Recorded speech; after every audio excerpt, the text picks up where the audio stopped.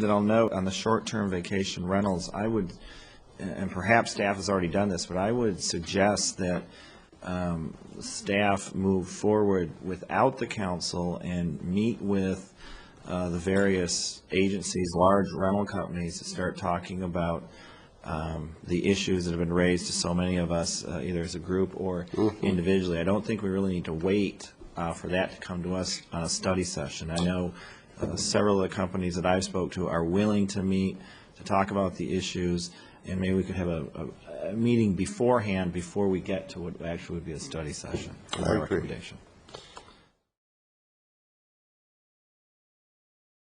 Okay, Council. Mr. Pougnet.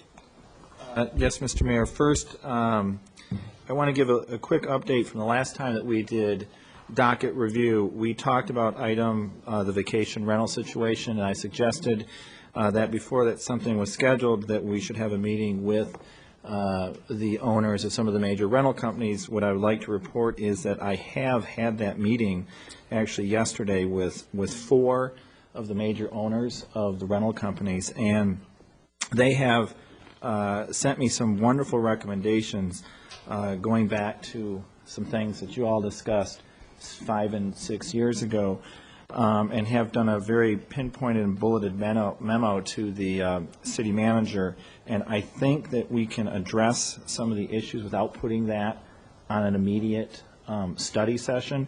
One of the other things that we discussed, which I think Mr. Graves will be pleased to hear, as will Mr. Mills, is they're very convinced that we're losing at least $1 to $2 million in TOT by for rent by owners or vacation rent by owners, and they have come up with a process to identify those and work with the finance department. So I would say we don't have to have that as such a priority now, because I think when the city manager gets a hold of this memo, we might be able to address that without bringing it to a study session right now. As far as Go to Councilmember Comments and Reports. Mayor Pro Tem Pougnet. Thank you, Mr. Mayor. The first item, I want to thank staff for the memo on the short-term rental program. I think, you know, this is a position that we approved in the budget last year that's now up and running in the finance department. It's going after rentals that are not listed, not paying TOT, and your memo dated 2107, I think, is a great start to getting some enforcement on that program. The second one. Committee report is going to be our code enforcement subcommittee report by Ron Segal, which initially focused a lot on code enforcement issues, and we had a lot of interaction with Don Duckworth and code enforcement officers, and really that issue has improved dramatically to the point where we're not talking about those issues anymore. And most of Ron's report is focused on vacation rentals, which is something we've been talking about since we came into existence. Ron? Okay. Good evening, Mayor, members of the City Council, City staff. I'm Ron Segal, and I represent the Bel Desierto neighborhood, and I'm chair of the Code Enforcement Committee. My neighborhood, Bel Desierto, had a particularly egregious problem about 6 years ago,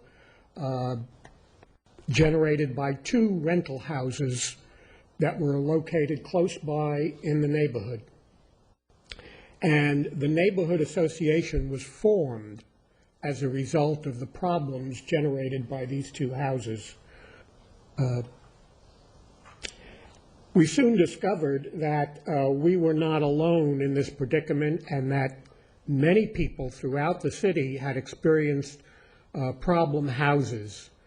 And again, I am talking about problem houses, not all residential rental houses.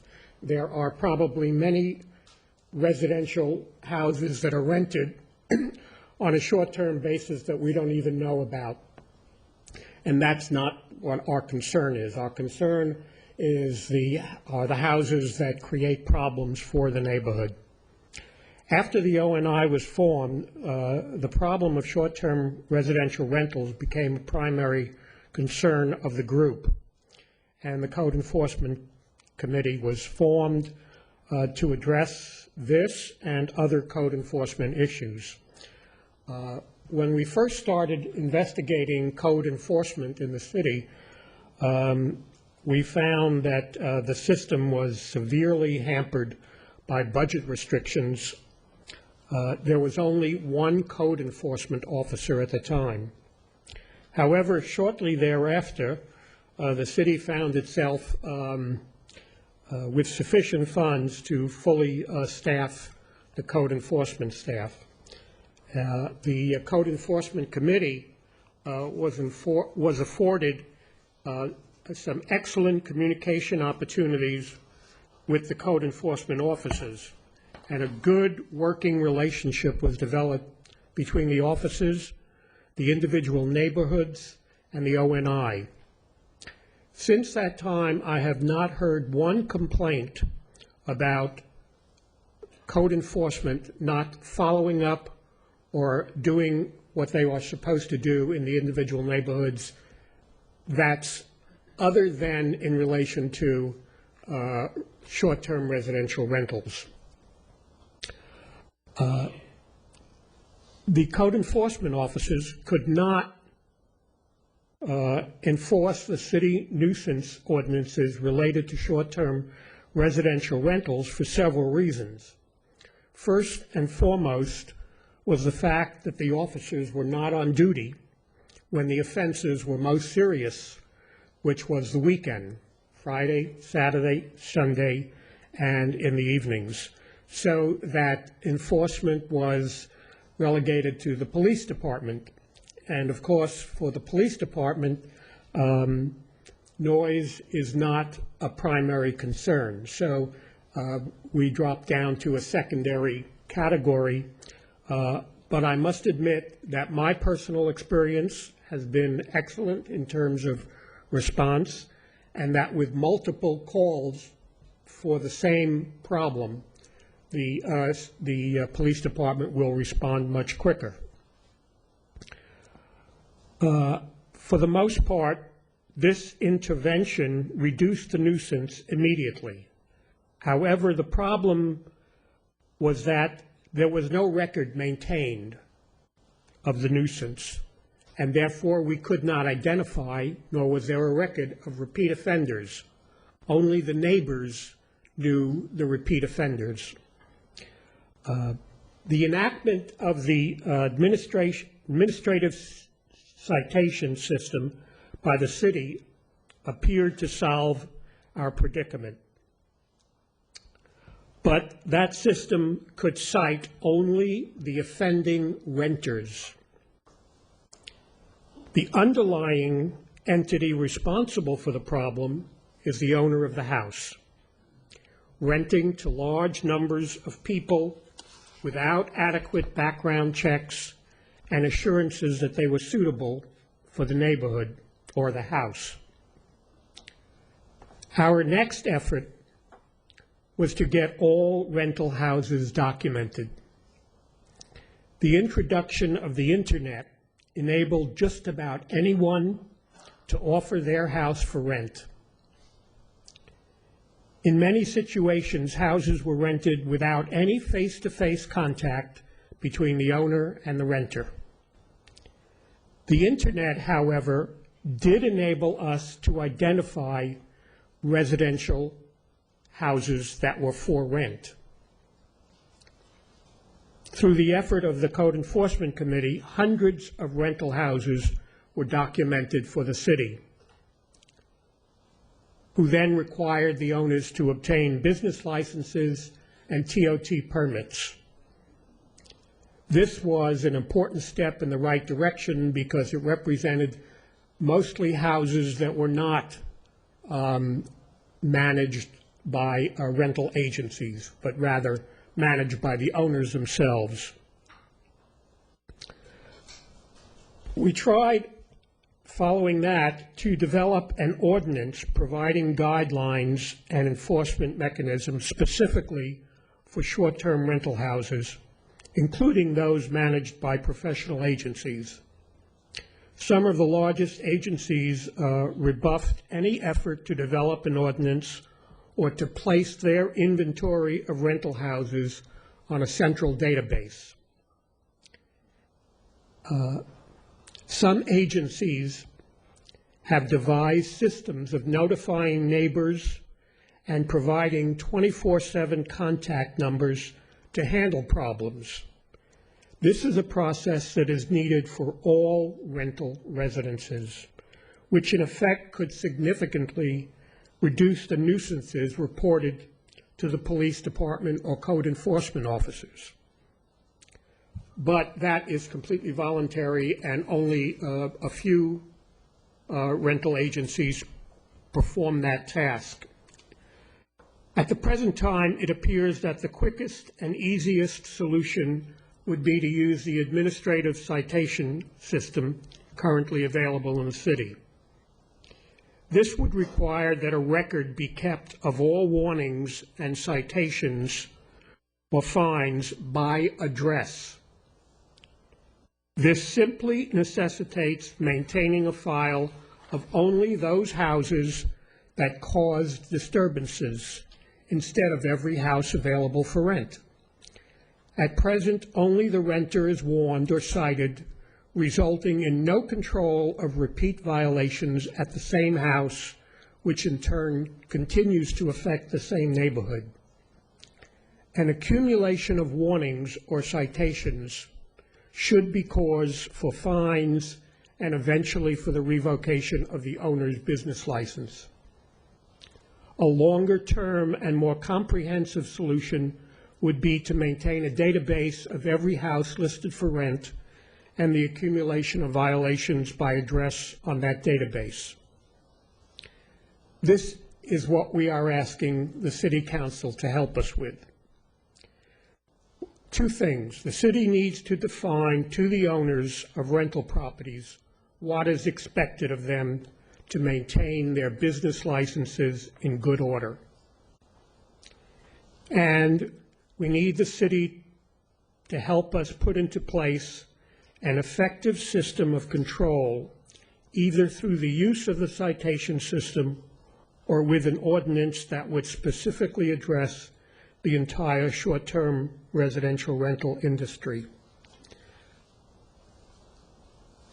The simple part of this, of maintaining a list of only those houses that are problems, we have had several volunteers willing to do this if the information is made available.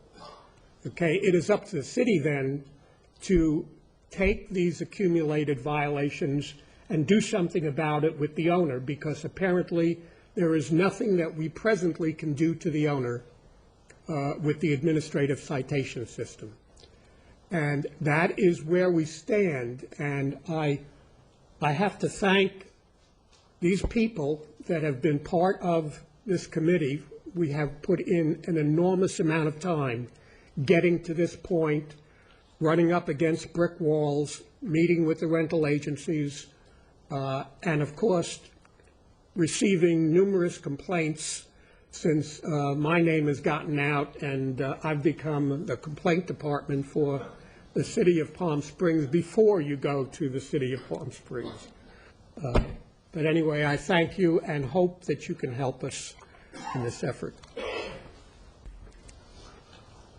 I just wanted to add, in case it wasn't clear, we have worked with the vacation rental industry folks in trying to come up with ideas, and we've learned a lot from them. We haven't necessarily come to an agreement about what the best way to proceed is, but again, seconding what Ron says, we'd really appreciate, at this point, someone on the council taking this up, because it really is, after crime and safety, the number one thing we hear from people coming to our meetings to complain about. Even people who aren't represented by neighborhood groups take it upon themselves to come to us and scream when they can't figure out what to do about a problem vacation rental, which, again, as Ron said, may not be many of the vacation rentals at all.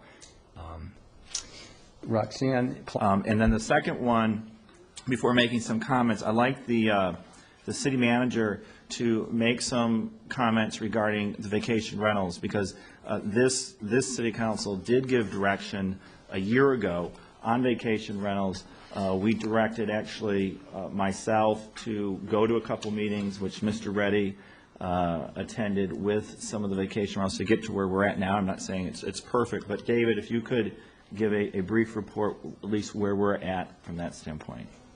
Sure. The focus of the focus needed to be on the enforcement. So working with the police chief and the entire police staff is they've been working on the enforcement side, and the enforcement manifests itself in two areas: generally noise abatement and potentially illegal parking. So with those two mechanisms, they've been trying to move forward to resolve those issues. That's one side of the equation. The other side of the equation is illegal rentals. We've hired staff in the finance department to do significant investigatory work. We've been working with the rental agencies themselves. They've been giving us information and leads. So we've been working towards making sure everyone is in compliance, which means they're following the rules, or at least they know the rules to follow. Those are the two pieces. One final element is the chief is going to actually begin doing the administrative citations for noise complaints, where before we would issue them in essence, a citation, which would end up in a court date.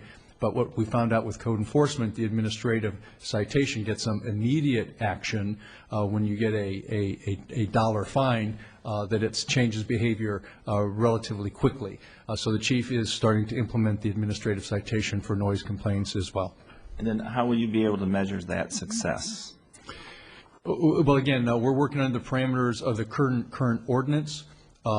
If council certainly could, if they wanted to change the ordinance and give us additional tools, right now the tools we have are noise abatement and parking restrictions. But beyond that, there could be some changes with regard to business licenses and how we license them. And the other key thing is within the GIS system that we have, we're trying to change the reporting mechanism so we have a better statistical information of the number of times we go to any specific household on a complaint. So that's something that the chief's working through, and he might be able to address that a little later if he can. So you're continuing to work with the owners of the companies and ONEP to come up with what we think is a good, at least an initial good way to move forward and potentially measure it to see whether we need to make changes in the future. Well, one thing we were looking for, if council is, if it's your direction is to review the ordinance in its entirety and see if there are some ordinance changes that council would want to entertain. I suppose that is one question mark that staff would be looking to council, because right now we have certain mechanisms in there to enforce. We're not sure if council would want to place more restrictions on this or not. Okay, well, I'm kind of looking from direction from staff on that issue. Okay, then what I would this is a different discussion, but I mean, When you say staff, you mean legal?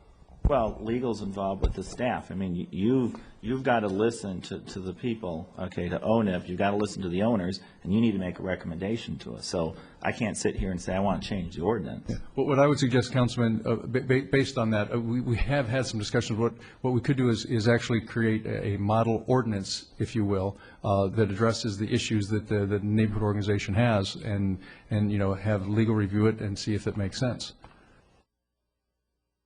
Okay. Well, I think it's probably an appropriate time to review the ordinance. Okay. And I don't know if my colleagues agree with me or not, but next topic. And requests. I'm just going to request that you give us some sort of report on how we are handling noise, and perhaps with a recommendation as well. And especially, here we go with these homes again. And it's, one or two of these people that really create a problem for the industry. All the people who really do the right thing. So I think we definitely need to follow up on it. Any other request, or, no, this is just a request. We'll do it at the end. All right, fine. City manager report? Mr. Mayor, I don't have that formal presentation, but because of that question, I would ask the chief to come to the microphone just for a moment, and he can tell you what we're doing with the noise complaints. On the other issues, we're preparing some legislative action for you that you'll see in the upcoming meetings, but just on the matter in summary fashion of the noise and how the chief is starting to do administrative citations. Chief, we're in thank the, you. Mr. Mayor, members of City Council, we're in the process of changing policy on administrative cites so that instead of citing people into the court system, we can cite them administratively, and it'll go much like a parking citation. What our common practice and our policy currently is that we respond and we try and quiet the party. We give them a notice, first response notice, that has been successful in many cases. We go back out, and again, if the noise continues, we can cite. We don't have the meters because we don't have the training in the meters. We don't use the decibel meters. What we do is judgment. As it was pointed out by one of the speakers, his officer will get there and look, and if it's loud and he can get a complaining party to join him, then we can issue citations. So that is the direction that we've been giving our officers. Staff has said that we want to aggressively enforce on the noise. And if I thank you, Chief, and I would just note that that's a new tool, the administrative citations, that I would like the citizens to know that the council has given staff to utilize, and that seems to have some significant success, both on the code enforcement, and now we're seeing it on the noise as well. One question on that: who do you cite? The person making the noise or the property owner? The actual offender. All right, but that means then that the property owner will continue to do the same thing. And I think we need to figure out some way of addressing them and making them responsible. And that will be addressed in the legislative action that we'll be bringing toward forward. Right. And do we just cite, or do we tell them to shut it down? Both, but Chief, do you want to address that in a little more specificity? We're going to give them a ticket. I mean, depending on how many adult beverages they may have had, they may not care. No, we'll shut them down, and we'll cite the people who are responsible for the noise. We've actually, in some cases, cited the band. People, if there's a band, a live band, somebody who's actually making the noise, we can issue a citation. Generally, we try, and we're trying to balance between people who are here trying to have a party in the interest of the neighborhood, so we try to give people a chance. We don't want them to go away with a bad view of Palm Springs, but we do need to balance out the interest of the neighborhood. So we're always in the middle of this between the neighborhoods and our tourists, because we don't want to have such a bad reputation with the police on coming down to Palm Springs, and these people think they're renting a house and things are fine. They're in the backyard, and we're knocking the door and we're running their party. So we try and try to work with them to have them quiet down, and if they don't, then they're going to get a ticket. Yes, but we don't shut them down usually on the first one. Now, we've gone, if you go on a one where there's high school kids and they're drinking in the street, and you look at this thing's out of control right away, then we'll have a judgment call to shut the party down. Each is so different, but generally, if it's a repeat call, we're going to shut that party down. Do you have a list of the houses that are, because I know the houses that go through, we have several really reputable agencies within our city that rent homes and have standards, and if there's a complaint, they lose a big deposit.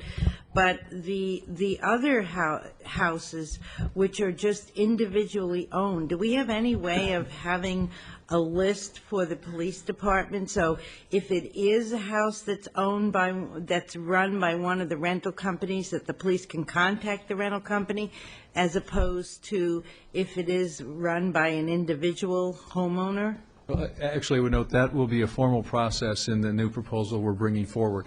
And actually, I would note that the large rental companies as well have been giving us data on, or will be giving us extra data on their properties. They've agreed to do that will help us keep our database. Now, it'll be confidential for the police department, but at least we'll have that information and they can act accordingly. Yeah, Mr. Mayor, I don't want this to become its own agenda item tonight, because staff, there is a report. I've been very involved with this. A lot of different houses, and staff is working very closely right now with the finance department, with the police department, and so until you hear their plan, I think we'll be pretty happy. So. Okay. City Manager. Mayor, I'm prepared to move forward. Thank you. Draft Event House Ordinance. Staff report, please, and your guidance how you want this to move forward. Good evening, Mr. Mayor. You have before you tonight a draft ordinance that attempts to provide a regulatory program for what we've defined in the draft ordinance and in the staff report as being event houses. These have been, I think, recognized in the past as being party houses. It's a use that we believe has evolved from a once or twice a year incidental use of property to something far greater than that. I think there are some members of the community, and I think there are going to be some speakers from ONI tonight that will talk about this. This is now appearing to be a more of a commercial use of the property. We've attempted to devise an ordinance that assumes that the event house would continue as an incidental use of property, and we've outlined what a basic regulatory program might look like. But I would submit that there are perhaps three fundamental issues or questions that the council should look at this evening. First, does the council wish to continue to look at event houses as an incidental use of residential property? If the answer to that is no, then we probably should be instructed to go and prepare an ordinance that would expressly prohibit event houses and proceed accordingly. If the council does, then the council should discuss what kind of restrictions or limitations or regulatory program does the council wish to see on these properties. For example, do you want to put limits in regard to the number of times that a house can be used as an event house during the course of a year? Does the city wish, or does the council wish us to issue permits or to deal with permits on a per-house basis, or to impose or to require permits on a per-event basis? We've drafted the ordinance in such a way that we don't really address the limit on a number of as to some number that could be imposed as to you can't exceed a certain number of events at a house within a year. We haven't imposed such a requirement. We haven't put that within the ordinance. But we have required a permit basis on the basis of a per house rather than a per event. And we have a basic regulatory program that talks in terms of what an application should look like and what kind of basic operational issues could be imposed. We're bringing this to you tonight as almost sort of a pseudo study session. To start that dialogue at the council level. Obviously, there have been a number of meetings with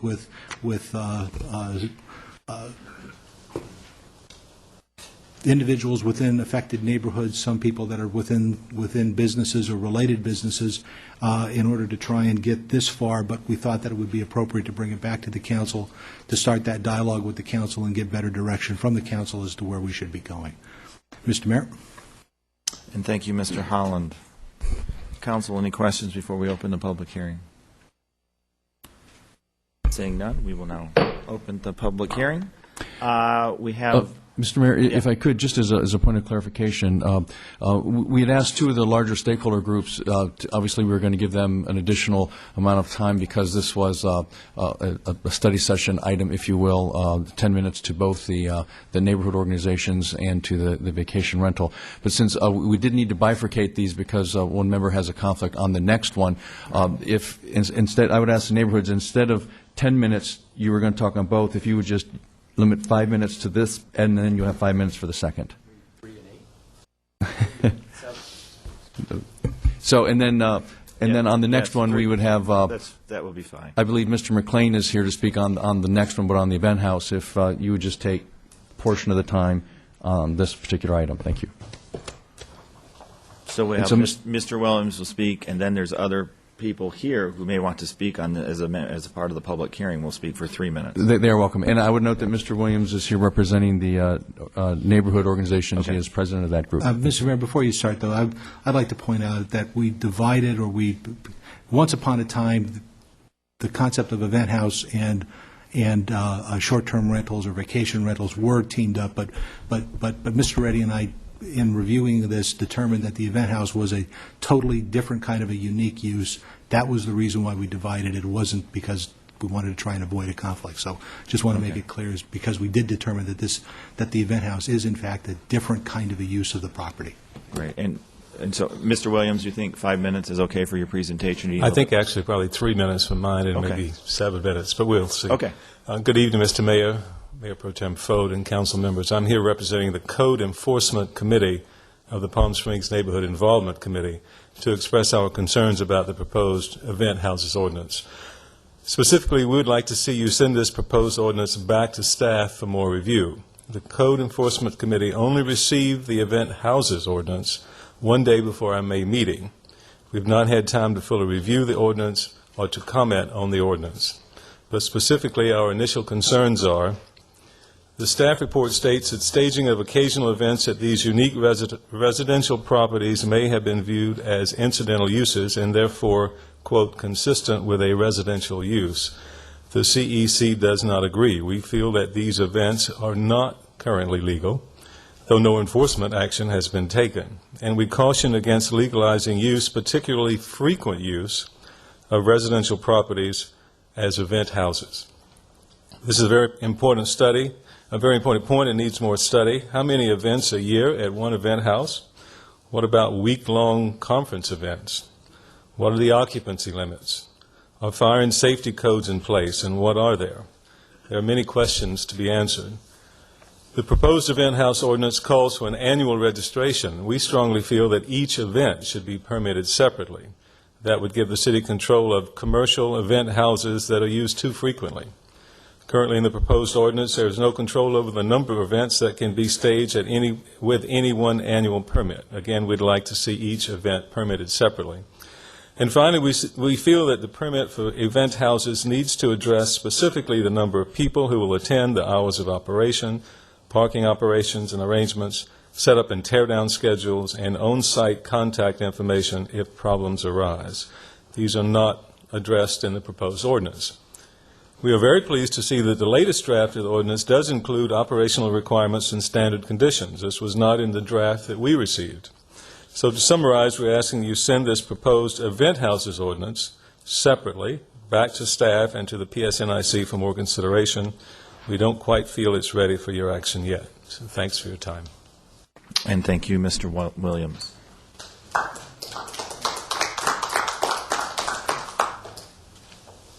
So our next speaker is Paula Auburn. And is there anybody else who would like to speak in this public hearing on event houses? And then we'll tackle the next one, vacation rentals.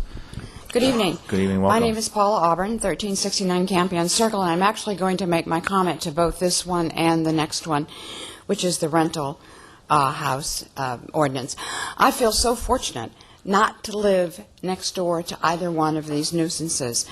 I cannot imagine what it's like having your quiet evening disrupted or the early morning hours disrupted by an event house or by rentals that don't know how to conduct themselves with some kind of proper decorum. I do want you to know that I'm never serving on a committee with Ron Segal because he works too hard.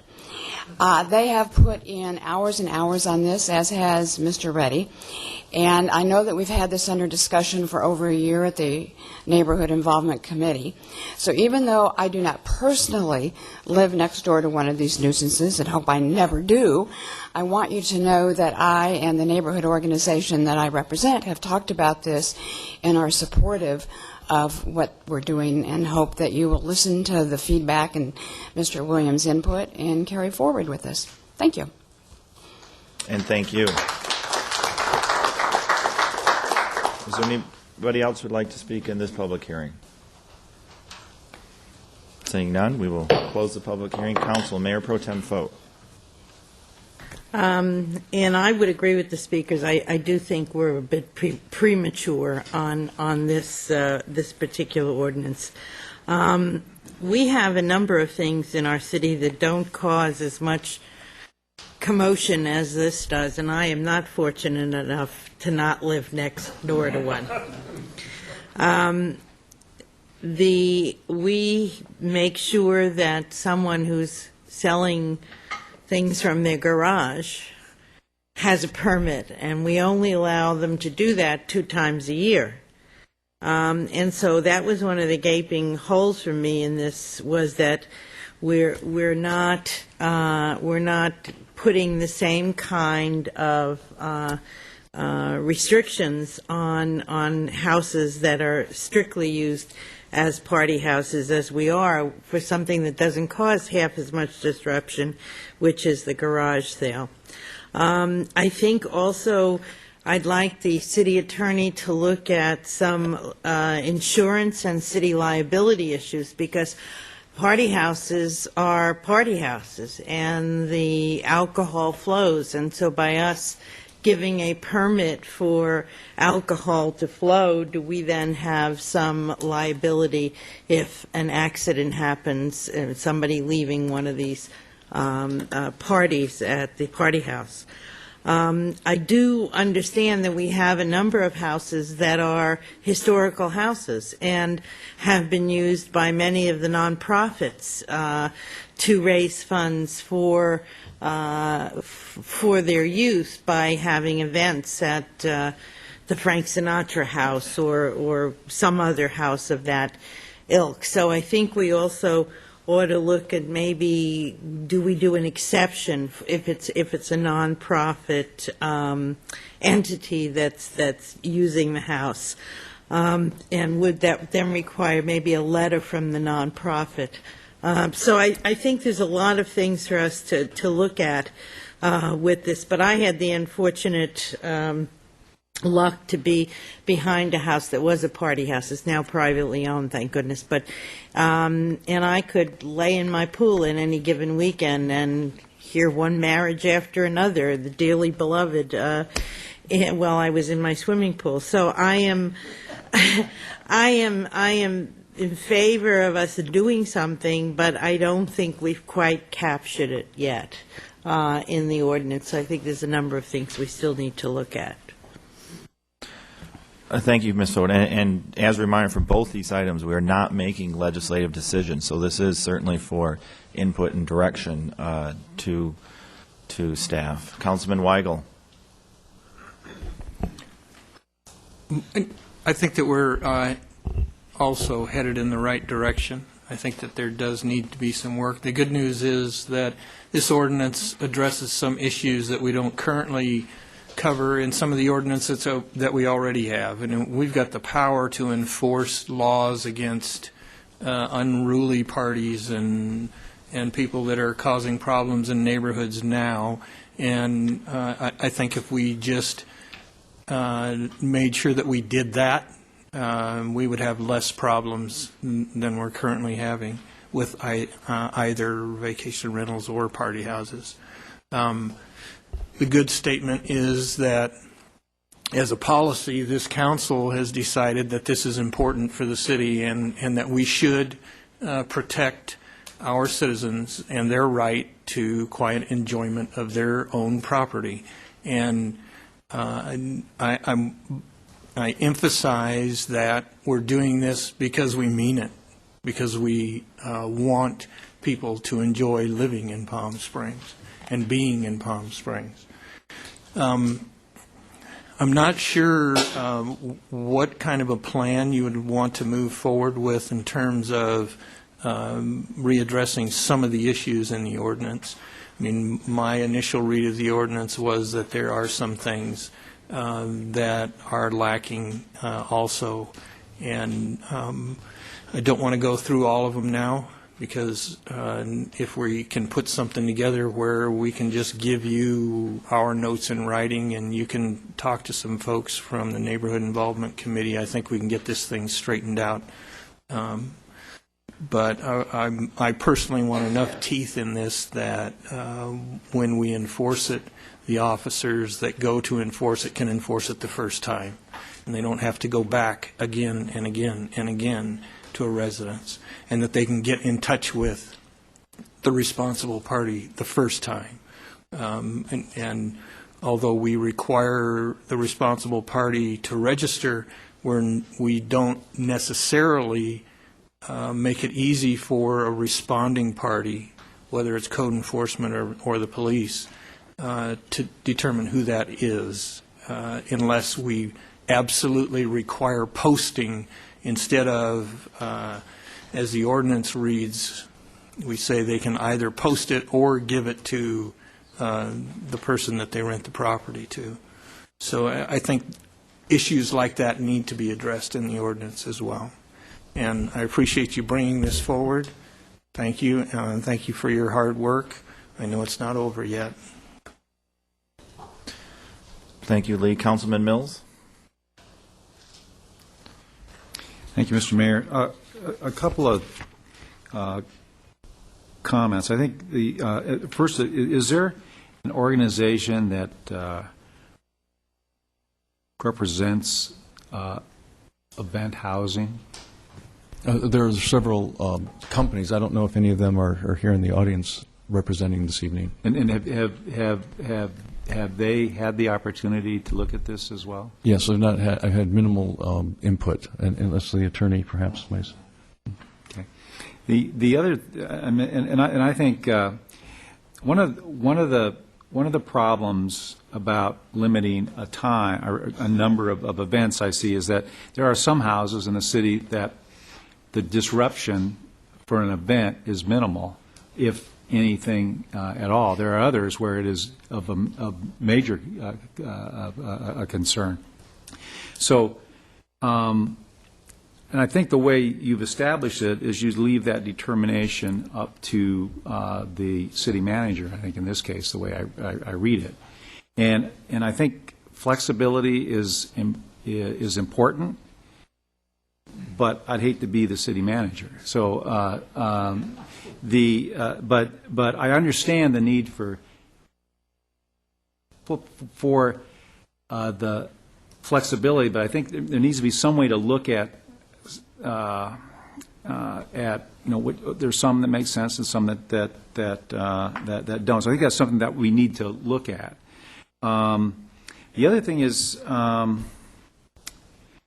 and I notice, and as Mr. Williams mentioned, I guess his previous their first document he got didn't have the list of things that you're now requiring them to include: number of people, how they're going to handle parking, which we see in here. So that's certainly an important factor of this. The other, or another thing is, and I'm looking at number 7 in the under application for permit.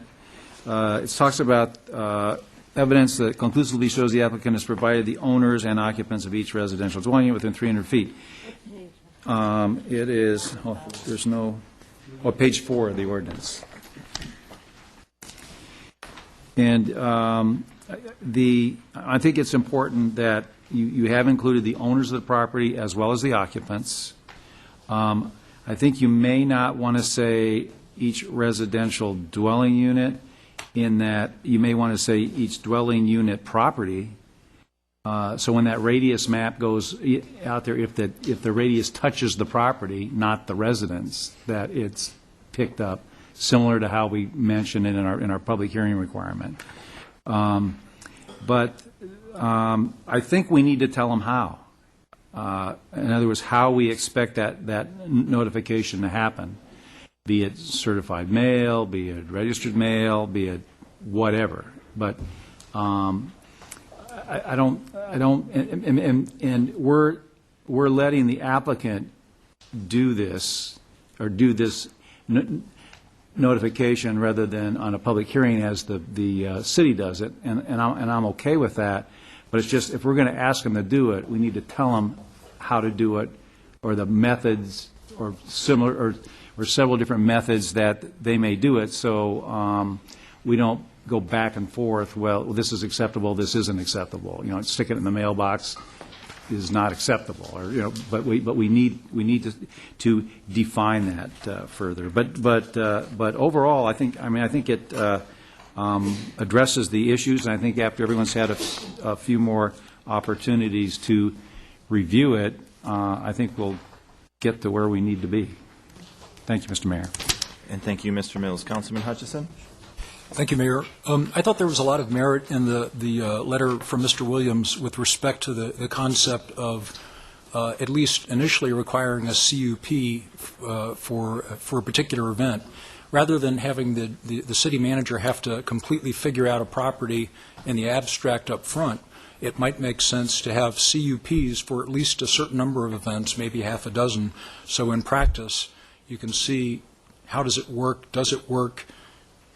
Does it irritate the neighborhood? Does it go smoothly? And then with a little bit of experience for a particular property under the city's belt and under the neighborhood's belt, it might be easier to then say, well, after 6 tries and there were 6 dinner parties and they went smoothly, maybe an annual permit makes sense, or maybe it doesn't. But I think doing the CUP, the case-by-case approach on the front end, might give everybody a lot of data and might be an easier way of sort of inching into it. But that would be my comment. And thank you, Mr. Hutchison. Mr. Mayor, if I could, I'd just like to make one observation. There had been a lot of discussion in regard to what kind of a process and whether or not some kind of a permit or what that permit would look like would be for an event house. We did talk about the CUP, and our concern with the conditional use permit process is that you've now elevated it, or you would then elevate it, to a property interest. Once you've granted a conditional use permit to a property, that runs with the land. And we were very concerned that if it ran with the land, then owners change and you're going to have a continuing or potential continuing problem. We wanted to keep it within a regulatory process so that it would be affixed to an applicant, to a person, to a property owner, and how that property then was managed literally almost on a case-by-case basis and under no circumstances more than a year. Well, then strike the word CUP, but maybe just sort of case-by-case basis and on the front end, and until you get some experience, and then maybe think about the possibility of a longer permit. And as I understand, I think the general direction from the council is that you want to regulate this, you want to come up with some kind of a limitation on the use. You want us to look at it on an event-by-event basis, and I think there were some other fine-tunes that you talked about, but I think those were the thrust of where I think the council wants us to go, and we can prepare an ordinance accordingly. And we'll take that back and discuss it with O&I. Any further questions? I agree. I think you've got, there's certain neighborhoods, we all know the neighborhoods, we all know the houses. There's a couple in my neighborhood, and they're a major problem. They leave garbage, they throw beer bottles, and they have, it's a commercial use, just like the house. The house behind Ms. Fote's house was actually listed, a hotel owned it, and they marketed it as part of their hotel in the neighborhood. And that's a problem, and I think we know where somebody's house. So I certainly, the direction's got to be to tighten it up in a serious way while still giving the flexibility if somebody wants to come here and throw a wedding and have a party, absolutely. But I think we're moving in the right direction. Any further questions? Okay, thank you, Council. We will move to item number 1G. And Mayor, I'm going to abstain for business purposes. Okay, thank you, Mr. Hutchison. We'll leave the chamber, and this is obviously the draft of the vacation rental ordinance.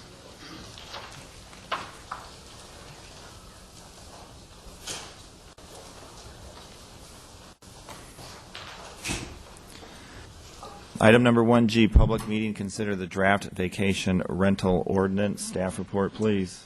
Mr. Mayor, this is the draft of a vacation rental unit ordinance. This has been the subject of a number of discussions with stakeholders, O&I, and the number of the businesses that operate rentals. We do look at the rental use as being a use that is permitted under the code in regard to short-term rentals or vacation rental uses. Nevertheless, we have proposed a general regulatory program that has been described for you in the staff report. We're prepared to answer any questions that you have about it. And this is also, in this ordinance, we're also taking the same approach that we did. It's not a legislative item. We're not asking the council to take any action other than we're testing the waters. We want to see if we're moving in the right direction. We want to get your read as to what this looks like so that we can refine it before we bring it back and ask the council to actually introduce the ordinance. So we welcome that dialogue. We welcome additional comments from the public and any other stakeholder. Mr. Mayor. And thank you, Mr. Hollins. Council, any questions before I move into the presentations by the O&I and the rental company? What we'll start with is Mr. Malowitz and Mr. Segal. Are you presenting together? And you will have 10 minutes. And then following this, I believe, Mr. McLean, are you here to represent the rental companies? And after both those presentations, we'll then open it up to all the other folks who are here to speak on this issue. So good evening and welcome. Good evening, Mr. Mayor, City Council, staff. My name is Ron Segal, and I'm here representing the angry residents of Palm Springs. I think you will hear from them after this presentation, but I would like to go over a short history and where we stand on the current ordinance. My neighborhood organization, the El Mirador neighborhood, previously known as Bel Desierto, was formed in 2002 for the express purpose of trying to eliminate a neighborhood problem caused by 2 rental houses. After the O&I was formed, I volunteered to take on the vacation rental problem. Since then, I have become the go-to person for anyone having a vacation rental and party house problem. In meeting after meeting of the Code Enforcement Committee, for a period of about 2.5 years, we heard from the neighborhoods about the disturbances and sometimes havoc being caused by vacation rental and party houses.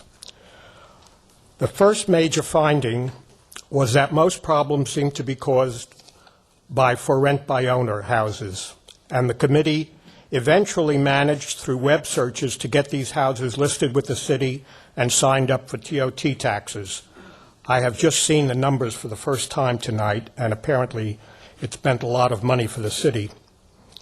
While working with the rental agencies, it was discovered that we had agencies which never seemed to have a complaint and others that were constant problems. The problem agencies would not adopt the policies of those without problems. The agencies without problems had addressed the problems head-on in the past and developed techniques to reduce or eliminate offenders. In many cases, they lost some business by not renting to some groups.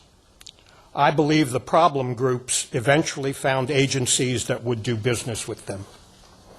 The result of the committee's work and discussions with the city in March of 2007 indicated that the best way to deal with the problem was with a special ordinance. I should note that originally our thought was to pass a referendum to ban vacation rentals, period. But this was a compromise. The city's first draft of the vacation rental ordinance in August 2007 covered some of our suggestions but ignored a number of the most important needs. The first of those was to establish control of the agencies regarding the number of violations accumulated by them regardless of location. We did not even discuss how many violations by an agency would constitute a problem. The second issue was that we felt that the municipal citation fine structure of $100, $200, and $500 was too low, considering the profit generated by the houses, and we asked that they be at least doubled, since there was no penalty for the first police violation. Thirdly, we asked that the issue of party rentals or event houses be covered separately with much higher penalties than those for rental houses, and containing special regulations related to event rentals only. The next draft of the vacation rental ordinance did not cover any of the issues we requested. It was assumed that the agencies would not support the ordinance if they were monitored for violations or if the fines for owners was raised. In the interest of getting that ordinance on the books without further delay, the committee and the Palm Springs Neighborhood Involvement Committee agreed to forego what I considered the major items not being addressed. There were a few changes we did feel were required to go ahead with the compromise. Bob Malowitz will discuss those items and some additional issues after I've finished. Okay. What is being minimized and is ignored by the compromise is the issue of agency accountability. If we do not know how many violations are accumulated by an agency, then we are only doing half the job. Just consider 1 or 2 agencies having 2 violations in each of their hundreds of houses, and the only price to be paid would be $100 for the owner of each individual house, while nothing would be paid by the agency. And if Maxwell Security is called first, then there could be 2 disturbances in each house without any fine. The most important correction you can make to this ordinance is to insist on agency accountability. All we ask is that the records be maintained and the city review them after a period when they can decide on penalties if need be. Under the current ordinance, we will not know how many citations there are by agency. Thank you, and I hope we will not have to revisit this issue again. Mr. Malowitz. Good evening, Mr. Mayor and council members. I represent the pragmatic approach of the PSNIC. Not to diminish Ron's presentation, vacation rentals are a very significant problem for our neighbors, probably after crime and safety, the number 2 issue we hear about over and over again. But there's been a long history for this vacation rental ordinance. Unlike the event ordinance, we have seen drafts of this for 2 years and have been working with the vacation rental industry back and forth to come up with what I think and what we think is a pretty good working ordinance that will address the issues of neighbors and keep the owners' rights to rent their properties on the vacation rental market and continue to ensure that tourists have a sought-after vacation experience here in Palm Springs. Not to mention the important TOT revenue to the city. The budget, the revenue figures I last saw showed about 10% of the TOT last year coming from residential vacation rentals. So this is an important issue for our economy. To crystallize the issue that we found when we first started looking at this, why are these different than rental situations normally? It's because the renters are gone every weekend. It's a new renter, it's a new renter, it's a new renter. So it calls for a different solution than the solutions that apply to long-term renters in our city. And as Ron said, we would have liked to have seen some provisions to deal with rogue agencies, because not all of the vacation rental agencies are as good as the ones you'll hear from tonight and the ones we've been working with. But that's not on the table, and we don't think we should wait to get an ordinance in place to work out that very thorny issue. The three things we'd like to suggest in terms of this particular ordinance are, one, a front desk provision. For 2 years, we've been requesting that the ordinance require an owner to annually provide neighbors with contact information for a person who can respond within 1 hour to a vacation rental problem. We think of this as the front desk concept, akin to the person at an inn or hotel you call when your neighbors begin to make too much noise. Right now, our options as neighbors for dealing with noisy vacationers are, 1, bang on the front door, 2, call the police, or do nothing. It's pretty frustrating for people. Requiring that owners make a good faith effort to notify all abutting property owners of the name and telephone number for a local contact person will provide a powerful tool to quickly solve problems, and it won't involve the police. And solving problems is one of the most important goals of this ordinance from our perspective. Secondly, and relatedly, the current ordinance requires owners to identify a local contact person who can respond to a problem in a, quote, timely manner. We think the response time should be 1 hour. The goal is local, fast response to problems. Under a, quote, timely standard, an owner from San Diego may be tempted to vacation rent from home via the internet. That's not okay. The local contact person must be truly local so that when problems can be resolved quickly for all of our neighbors, and we think a 1 hour standard will do that best. Thirdly, we'd like garbage collection to be addressed. In the draft ordinance, it allows for curbside garbage collection at vacation rentals. We think the standard should be curbside garbage pickup. Currently, the waste disposal company offers estate service, which is pickup twice weekly with no can limit. And by definition, vacation owners are not here, and they shouldn't be permitted to put their trash at the ends of the streets to be blown about. Finally, these aren't requests to change the ordinance, but suggestions that when we get one in place, that the city might want to take up 2 things. One is a plain language, English, easy vacation rental pamphlet for owners so that people will know how to comply with our ordinance, because complying with this ordinance should solve a lot of problems. And secondly, we'd like to see a study done of how this is impacting noise complaints, problem complaints, because it's our goal that when it's in place, those should go down because they'll get taken care of before they end up at the police or code enforcement. So we'd really like to close by thanking the council for considering this vacation rental issue. As you will hear, neighbors have a lot to say, and I know they contact you about these issues too. And we want to thank the vacation rental industry, the city manager, the city attorney, all for helping us craft what we think is a good ordinance in front of you. It's a major concern of our neighbors, and we believe that with a few changes, it can make a major impact in the quality of everyday life here in Palm Springs. Thank you. And thank you, Bob. I'm now going to ask Mike McLean to come forward, please.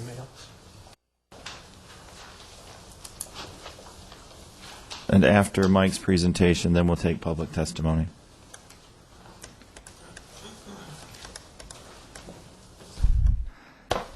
Good evening and welcome. Good evening, Mr. Mayor, council members. My name is Mike McLean. I'm here tonight representing the vacation rental managers of Palm Springs. What I hope that I'm able to do tonight is tell you a little bit about who we are, what our mission is, and perhaps educate you a little bit more on the vacation rental business, especially from the viewpoint of the rental guest, the standards and criteria by which properties are rented. And I've been doing this for, I hate to say, 24 years. So there's not much I haven't seen, and there's probably not any area that I wouldn't be able to answer in terms of questions. Vacation rental managers of Palm Springs is a group of the leading vacation rental companies here in Palm Springs, representing Palm Springs properties.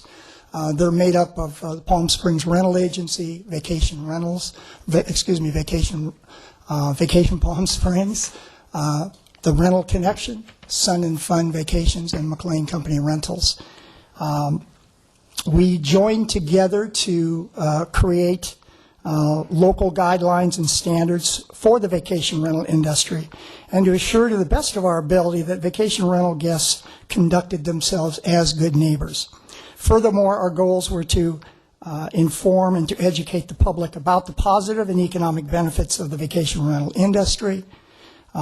We set out to work closely with the city in helping identify those individuals who were not contributing their share of the TOT dollars, and were not implementing the good neighbor policy standards. And lastly, we wanted to promote the greater Palm Springs area, especially for vacation rentals as another travel option to guests. Our membership has approximately 500 properties that we manage. In 2006, 2007, the vacation rental contribution, TOT contribution, to the city was over $1,500,000, and it represented 10% of the total TOT collected. This year, 2007-2008, through March, the vacation rental industry has already contributed approximately $1,100,000, once again reflecting 10% of the total TOT collected. We also have worked with city staff. We've helped identify 692 possible new vacation rental operators. And of those, 276 have been issued new business licenses and or permits. In 2006-07, an additional $110,000 was collected from these new properties. And again, these are separate from the professional vacation managers. These are what we call VRBOs, vacation rental by owners. In 2007-2008, again through March, the city has collected already $103,000 from this same group. Additionally, the Bureau of Tourism for Palm Springs estimates that for every dollar in lodging spent by our visitors, they spend an additional $3 more for entertainment, restaurants, retail, and other local businesses, which means millions and millions more dollars spent by vacation rental guests. Lastly, despite the current real estate doldrums, it's important for everyone to remember that a large number of homes in the city are vacation homes, and many of these properties would not have been purchased without the purchaser's ability to defray ownership costs by vacation rental income. Consequently, the vacation rental industry has a significant impact upon boosting and maintaining property values in Palm Springs. As you know, the Vacation Rental Managers of Palm Springs has been involved from the very beginning in helping draft this vacation rental ordinance. In fact, most of the operational requirements in this ordinance were provided to city staff by our group over the course of many meetings and discussions. These are the same operational elements that each of us use every day in the normal course of conducting our business. We believe strongly that most of the problems occurring in the vacation rental industry originate from the unlicensed, unregulated private operator who gladly collects the rental income but has no operational procedures in place to deal with the over-occupancy or noise-related problems, and in most instances does not pay the required city TOT. This ordinance will force those operators into compliance. Although the Vacation Rental Managers of Palm Springs wholeheartedly endorses the intent of this ordinance, there are several elements that we would like to bring to your attention for review prior to action on it. The very first one is Section 525070, letter B.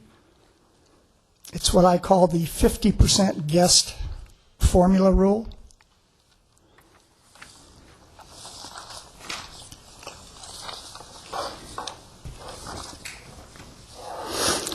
If you read that section of the ordinance, it stipulates that a vacation rental guest can only have one half of one person as a guest over to the residence, which means that Mr. and Mrs. Smith from Los Angeles, who are renting a one-bedroom condo, would not be allowed to have another couple over for a game of cards.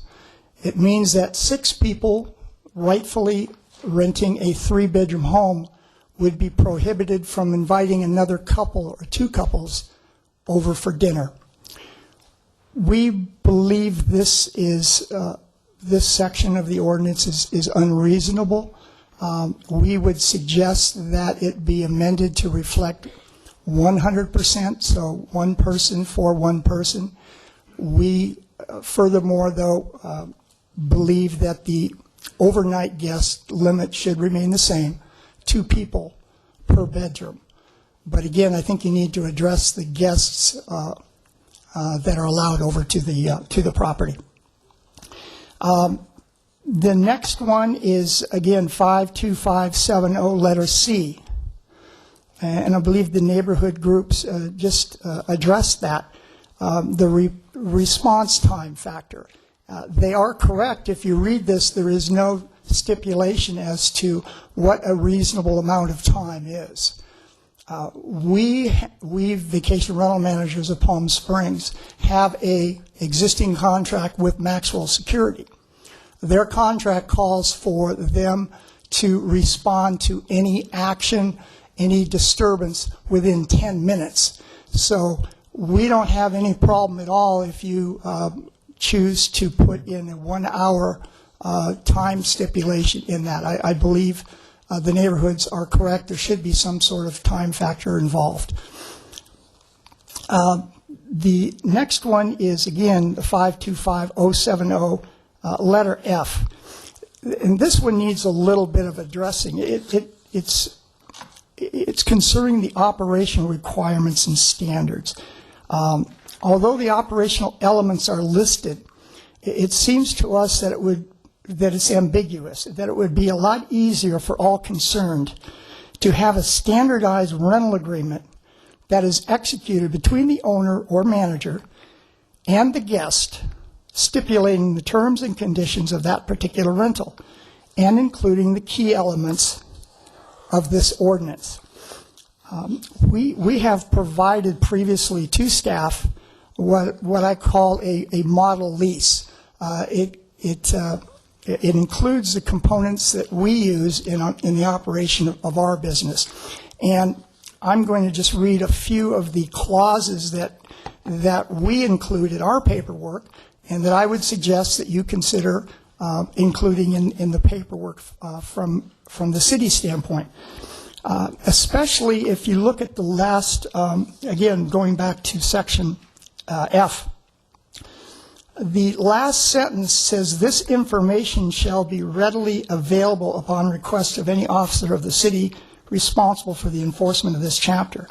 It just seems to me that if there is going to be a request by the city for documentation from the rental owner or the rental manager, it would be a lot easier for all concerned if there was some sort of standardized rental agreement that we used.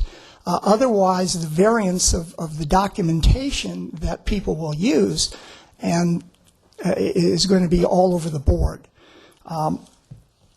When people rent through the professional manager, there are certain hoops, I call it hoops, if you will, that they have to jump through. The guest information requirements, the guest's name, first and last, of course, arrival, departure date, the configuration of the party, how many adults, how many children. Driver's license is required from all adults. Make and model of the car, how many cars, car color, license plate of the cars, and then the signature of the guest. Under the rental terms and agreements section portion of our rental agreement, it stipulates, and the guest reads and acknowledges this by signature, "I hereby certify that I'm renting the property listed on the agreement, and it will be used only by the following persons per the terms and conditions stated on the agreement." You must list every person, including all children and pets, that will be in the property. Good neighbor policy. No unreasonable loud noise or music is permitted at any time and is strictly enforced outdoors after 9 p.m. A private security firm will be available 24/7 and be dispatched on any complaint.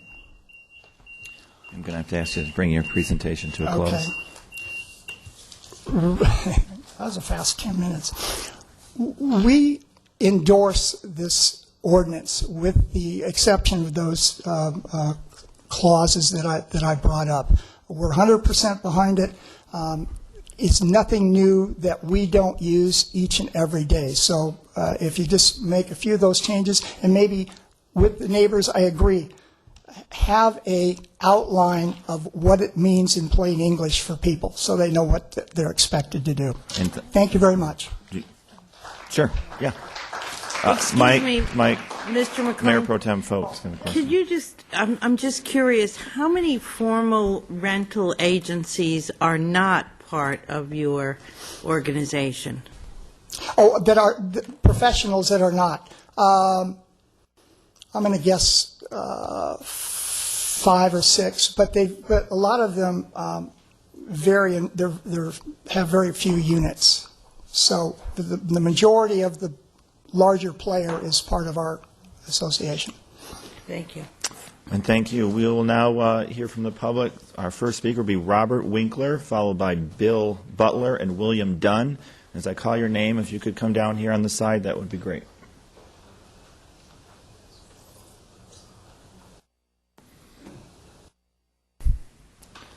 Members of the council. Welcome. Thank you. My name is Robert Winkler. I'm here with my wife. We flew in for purposes of this hearing. We have the very good fortune of owning a very fine home in Palm Springs, subject of a very long search. We've loved this area for many years. We've done a lot for the economy in our small couple way that we can.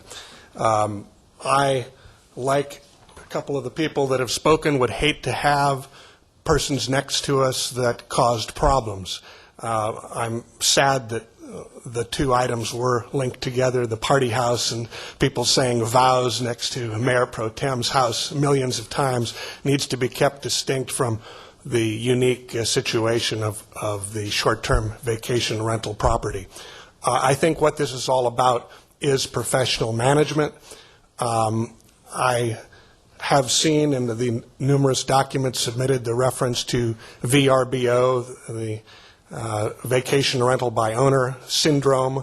We are uniquely familiar with that. We've at times thought early in our ownership to have utilized that service, found out that it's a service that people call in at the last minute to try to to try to get a steal on a property. You go into the houses, there's owner closets locked everywhere, and it's hard to even find a complete set of dishes and forks half the time. A professionally managed property has everything. It's demanded that there be entertainment systems in every room, so many thread count sheets in every bedroom, professional, there's gardening services, there's water services, you're kept to a high standard of even the waste management pickup that you have to have somebody come onto the property to actually remove the garbage. These are the things that a professional management company has. Our neighbors are our friends, and we've found out only recently that our management company contacted our neighbors to tell them all the contact information, and they did that 3 years ago when we acquired our property. There are many people like us in Palm Springs that have bought properties. Yes, there's a theory that people profit. The VRBO people are the ones that profit because they do nothing, they pay nothing for these properties. They're not available. There is no responsible person. The responsible person, I think, is the key issue to this entire process and problem. The professional property managers have the responsible person, and I think if this entire situation can just focus itself on the need for there to be a responsible party with regard to every vacation rental property, that these problems will largely be ameliorated and we'll all get along a lot better. Thank you very much. And thank you, sir.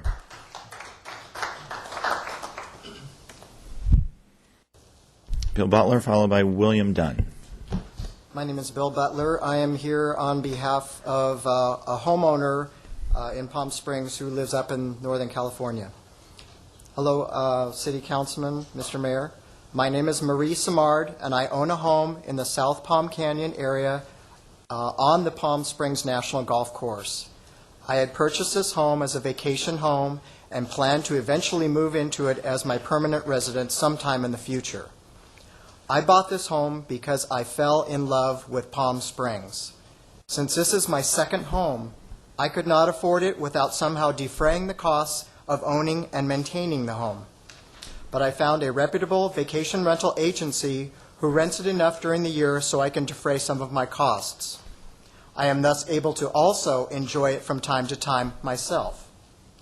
I have been very happy with the way my property has been treated by these vacation rental tenants. To my knowledge, there have been no disturbances or complaints due to tenants staying at my home. I am supportive of an ordinance to maintain the private enjoyment of any and all property owners in the city of Palm Springs. I am also supportive of being able to obtain rental income from tenants who are also conscientious and abide by the laws and ordinances of the city. Sincerely, Marie Simard. And thank you, sir. William Dunn, followed by Peter Brooks. Good evening and welcome. Hi, Mayor. Hi, City Council members. I'm the one with the misfortune of living by 2 vacation rentals. We live behind 2 vacation rentals, both listed with Vacation Palm Springs Rental Company. These 2 properties seem to be turning into party houses, appearing from the noise coming from them, and they both are often rented for weekends only. First 1426 San Lorenzo, and now 1456 San Lorenzo. Both touch my property, as they are next door to each other. I would like to first commend the police department for handling several phone calls on numerous occasions to these properties. They even have gone as far as to call me back to see if the noise has subsided. I tried calling the rental property managers before the police, but find them sometimes to be a waste of time, as I end up in a discussion with the managers about the noise ordinance, and all I would like is for the music to be lowered. It also appears renters take the police a little more seriously than property managers. As recent as this past Saturday, I again endured loud music from 1 in the afternoon through 10:40. I did phone the property manager, and nothing was done except him and I going around about the noise ordinance you're allowed to make, and no music was ever lowered. It is apparent the property managers are not up to speed on the noise ordinance, let alone their own rental rules. I left my house as I could not even sit in my own backyard, and did notice there were 5 cars and a camper parked at the rental. Thank you for attempting new rules, but what good are they if the rental agency does not adhere to the current ones or their own? As on another weekend, I counted over 10 cars and people actually getting out of cabs going to 1426 San Lorenzo. And again, I endured hours of screaming and loud music. I may guess on that one that they went over the occupancy limit. I have quoted the Palm Springs vacation rental rules to you and your staff in an email, as it states, quote, "Loud and large parties are strictly prohibited and will result in immediate loss of lease and forfeiture of deposit. I have yet to see or actually hear of the loss of lease on a renter." On yet another weekend at 11:30 in the evening, again after a day of music, I phoned the police and asked them to come to my house this time to hear the noise from my backyard. They measured the noise and immediately went over and gave me one of these. Gave them one of these, too. Now, if I call the police, I can collect them, as I'm getting, as you see, citations. On another occasion, I invited the property manager to my house on a Saturday afternoon to hear the thumping of a bass in my living room with the doors closed. I could tell, I asked if I was being unreasonable, and he assured me that I was not. I am not alone, as my next-door neighbor has called on several instances also. I could tell you of more situations, but I think you all get the picture. At this time, I would like to extend an invitation to all of you to my home the next time one or both of these houses are rented, particularly when the weather is nice and you would like to have your windows open or enjoy the peace and quiet of your own backyard after a week of work. But you can't. You can't relax because you've become so stressed out or now in tune with loud noise from these two properties, not knowing what to expect when they are rented for the weekend. You have now become a prisoner in your own home. There you go. Perfect. Thank you.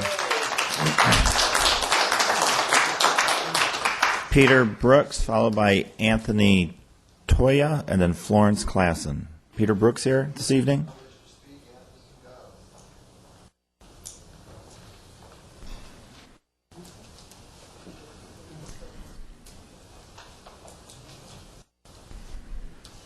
Mayor, council members. Good evening, welcome. Thank you. I live in the Vista Las Palmas. First of all, my name is Tony Toya. I live in Vista Las Palmas, and unfortunately, I get the stereo effect as well. I have rental houses on either side of me.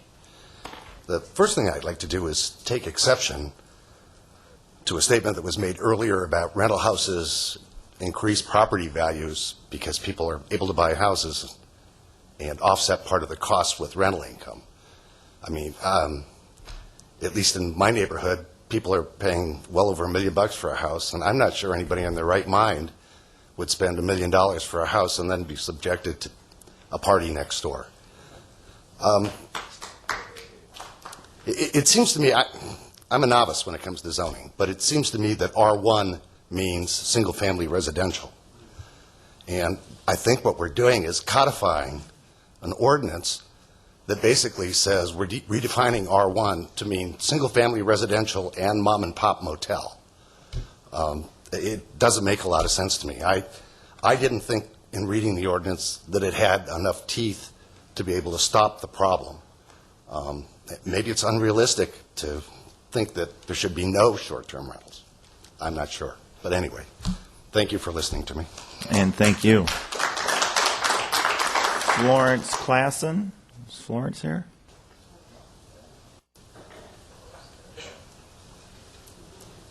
Followed by Peter Introvartola. Sorry about that. Good evening, council members. My name is Florence Ambler Clausen. I am here this evening to represent Trino. The chairman of our advisory board has designated me to be the spokesperson for and respond to this vacation rental ordinance, which is being reviewed here tonight. He sent out an email to all the members in our group in order to determine how many of us have been affected by noise issues related to these properties in our neighborhood. Here are some of the responses. Ron Froming reported the rental behind his house is a constant source of irritation despite repeated calls to the property manager and the police. Kenny Taylor reports the house across the street from him sometimes has 12 to 16 occupants. Don Davis says, we don't need another ordinance. There are enough laws on the books now to address these issues. Susan Colburn said it is a big problem for her. Michael Rothschild said it is a huge issue when 6 vehicles pulled up and unloaded a number of people. Police were called because of the screaming, yelling, and loud music. They toned it down, but then after midnight, the screaming was wilder and the music even louder. Police were called again. Ed Fine sold one home because he was so adversely affected. Joe Silva has a house behind him where they party hardy and do this frequently. There are a few neighbors who stated it hasn't been a problem for them. As for our property, so far, we haven't been disturbed because one rental is down at one end of the street and the second is at the other end. However, we were exposed for 15 long years to a halfway house across the street with numerous incidents over the years, like both our vehicles broken into, 2 neighbors who suffered car invasions, police calls, ambulance calls sometimes late at night, paramedics picking up ODs or whatever. 15 years of there went the neighborhood, or whatever. It certainly didn't make our lives more enjoyable. I would like to end this on a more positive note. I want to thank the council, David Reddy, and all the members of PSNIC who worked so hard to organize and present the first ever neighborhood picnic. It was a lovely day. The entertainment, the food, even the exhibits set up by the sponsors was first class. And as I said in a letter to the Desert Sun, this picnic was worth the price of admission. But there was no charge. It was free. Imagine that. Thank you again. And thank you. Peter, followed by Paula. Are you going to speak again, or you are done? Okay. Peter will be followed by Mary Goodson, and then Michael Goodson and Roxanne Plas. Good evening and welcome. Good evening. Thank you for the opportunity to speak. My name is Peter Intravertolo. My partner and I bought a house over 10 years ago, 1997, on Sunny Dunes Road. We live at 1425. And 3 years ago, the house next to us was purchased by someone from L.A. who was going to make it a Club Med, and he was going to use it as his primary residence. Well, he made it a Club Med, and he operates a business out of it called L.A. Pool and Patio. In addition, last October, we found out he's running another business. He's renting it out, even though he claimed it was his primary residence. So we found out it's a vacation rental. The first time we found out, there were 30 people living in a 4-bedroom house. And they woke us up at 11 o'clock doing karaoke. They woke us up at 2:30 doing karaoke, and then they woke us up at 6:45 doing karaoke again. So we spoke to the owner, and he said, he thought that might be a bit much, and he offered us $300 to keep quiet. That's a nice owner, isn't it? He makes a lot of money off this thing. So since then, we've called the police 17 times. We've had so many incidents over there. We've had to retreat into our house, close up our windows, even though it's nice weather outside. And what's annoying us? Noise, number one, noise. No doubt about it. Madonna at 9 o'clock to 11 o'clock in the morning gets a bit much when you're working in the backyard. They can have fun, but just tone it down. And you know what they tell us? They tell us to go someplace. Nice terminology. What else have they done? Well, their pool volleyballs have been thrown into yards and snapped off our bushes and things and our plants. There's trash. They've thrown trash in our yard. We've even caught them urinating over our fence. Get to what his mother said. And also, we've had dirty underwear thrown in our backyard. Now, that's pretty nasty. It's not acceptable. These people are not neighborly. And the house is rented. We know the site. It's rented now through August. So every weekend, we don't know what to expect. And that's the problem. You have to run inside, even when we have guests. We tried to have dinner on the patio. We've had to pull our guests in from out of town because they were getting crude and rude out saying things on the other side. Now, the ordinance places the onus. We've worked on this, trying to contribute language. It places the onus on the neighbors to complain and to bring the owner into compliance. Sorry. So, Just have to ask you to close. The only other thing I wanted to say is we tried to work with the owner, his mother, and she told us when we complained, she said, "You're making fools of yourself by calling the police." And she said, when we said when neighbors were all calling also, she said, I don't care what the neighbors think. So we need to have teeth in this ordinance to make it work. Otherwise, living here isn't worth it anymore. We've been here 10 years. Thank you. Thank you. And thank you, sir.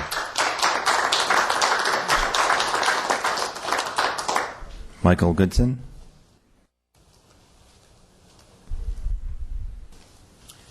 Thank you, Mayor and Council. My wife won't be speaking, by the way, so you can take her card off.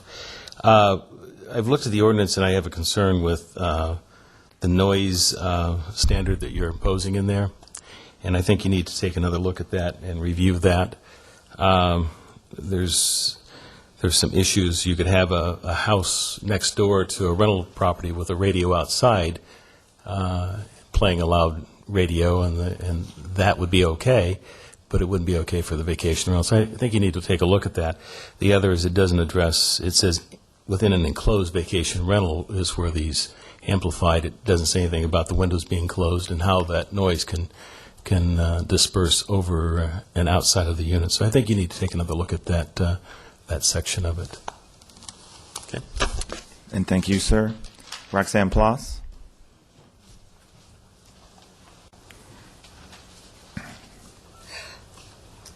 Good evening and welcome. Good evening, Mr. Mayor and Council. I don't know how many years ago it's been now, but when I first sat down with two of my neighbors, with Hope Sullivan, so is it about 7-8 years ago? Anyway, we talked about vacation rentals. Believe it or not, I've come to terms with the idea of vacation rentals since then, but we had two houses in the immediate neighborhood, as Ron mentioned, that were really over the top. One day I went out, and indeed there were 18 cars parked in front of one of the houses. And one of my neighbors called then Councilwoman Dana Hodges, and she came over, and they saw me outside taking pictures, so they dispersed just before she got there. But we continued to complain about this. The rental agencies were renting to fraternities. Now, what makes the difference in that situation between it being a party rental and a vacation rental if a whole fraternity comes down and takes over the house? They were jumping off the roof into the pool. God bless, nobody broke his neck, but you know. I will say that the ordinance, laws aren't written for the people who abide by the laws. They're written for the people who break them. You know, because you need some teeth. As other people have mentioned, we need teeth in this ordinance that says it isn't the good rental agencies that we are going out after. It's all of these individuals who think they can break the law, keep the TOT, rent to whomever they like, and indeed tell you to go take care of yourself. I don't care what the neighbors think about what's going on in the house I own. That's just unacceptable to all of us who pay taxes and live here because we love it here. I bought my house without fully understanding that R1 meant that you could have a mom-and-pop hotel next door. But as I said, I've come to terms with it since then, and most of the people that rent on the short term have been very nice, but renting to these large groups has got to stop. But beyond that, one thing I wanted to mention about party rentals, maybe you have to look at the geography. I don't think party rentals are good if it's in a cul-de-sac. It causes an awful lot of problems for emergency vehicles, for parking, and for everything else. And this, I think you know which house I mean. It's in the old movie colony, and it's just disastrous. But thank you for looking at this ordinance. Thank you for taking the time and sharing all of your time with us in trying to bring something to the town that we need. Thank you very much. And thank you. Steve Bossel. Brosel.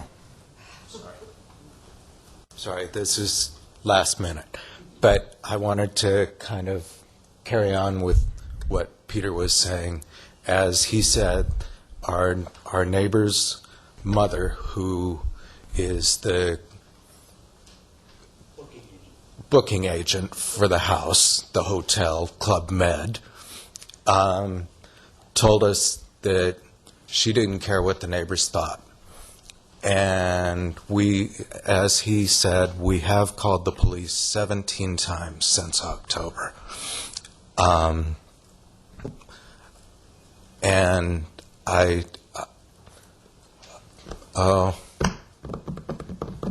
we're frustrated. Okay? So that's all I want to say. Thank you. And thank you, sir. Is there anybody else who'd like to speak on this topic? Seeing none, council. Remember, this is not a public hearing, no legislative action, just direction. Mayor Pro Tem Fote. Well, I got your email, by the way, and I did go on the website, and you're absolutely right. There was a the part of the ordinance that I saw was missing, and I think we've heard it here tonight, was, to me, the ordinance doesn't have enough teeth. I think that there's the first thing that jumped out to me was a need for these houses to be licensed. And I think that's probably easy to do for the rental companies, which I think the rental companies try real hard to make sure, and the people that, I'm sure there's an occasional one that sneaks through, but most of the rental companies have been very responsive. But it's the individual houses that are not responding to the concerns of the neighborhood. And so I think the only way to do that is to create something in the ordinance in which the houses are licensed. And they lose their license. It's the same way I have a license to drive. If I don't do it well, after a certain amount of time, I lose my license. If I do bad things, I lose my license. And I think that's the only way we're going to be able to address this.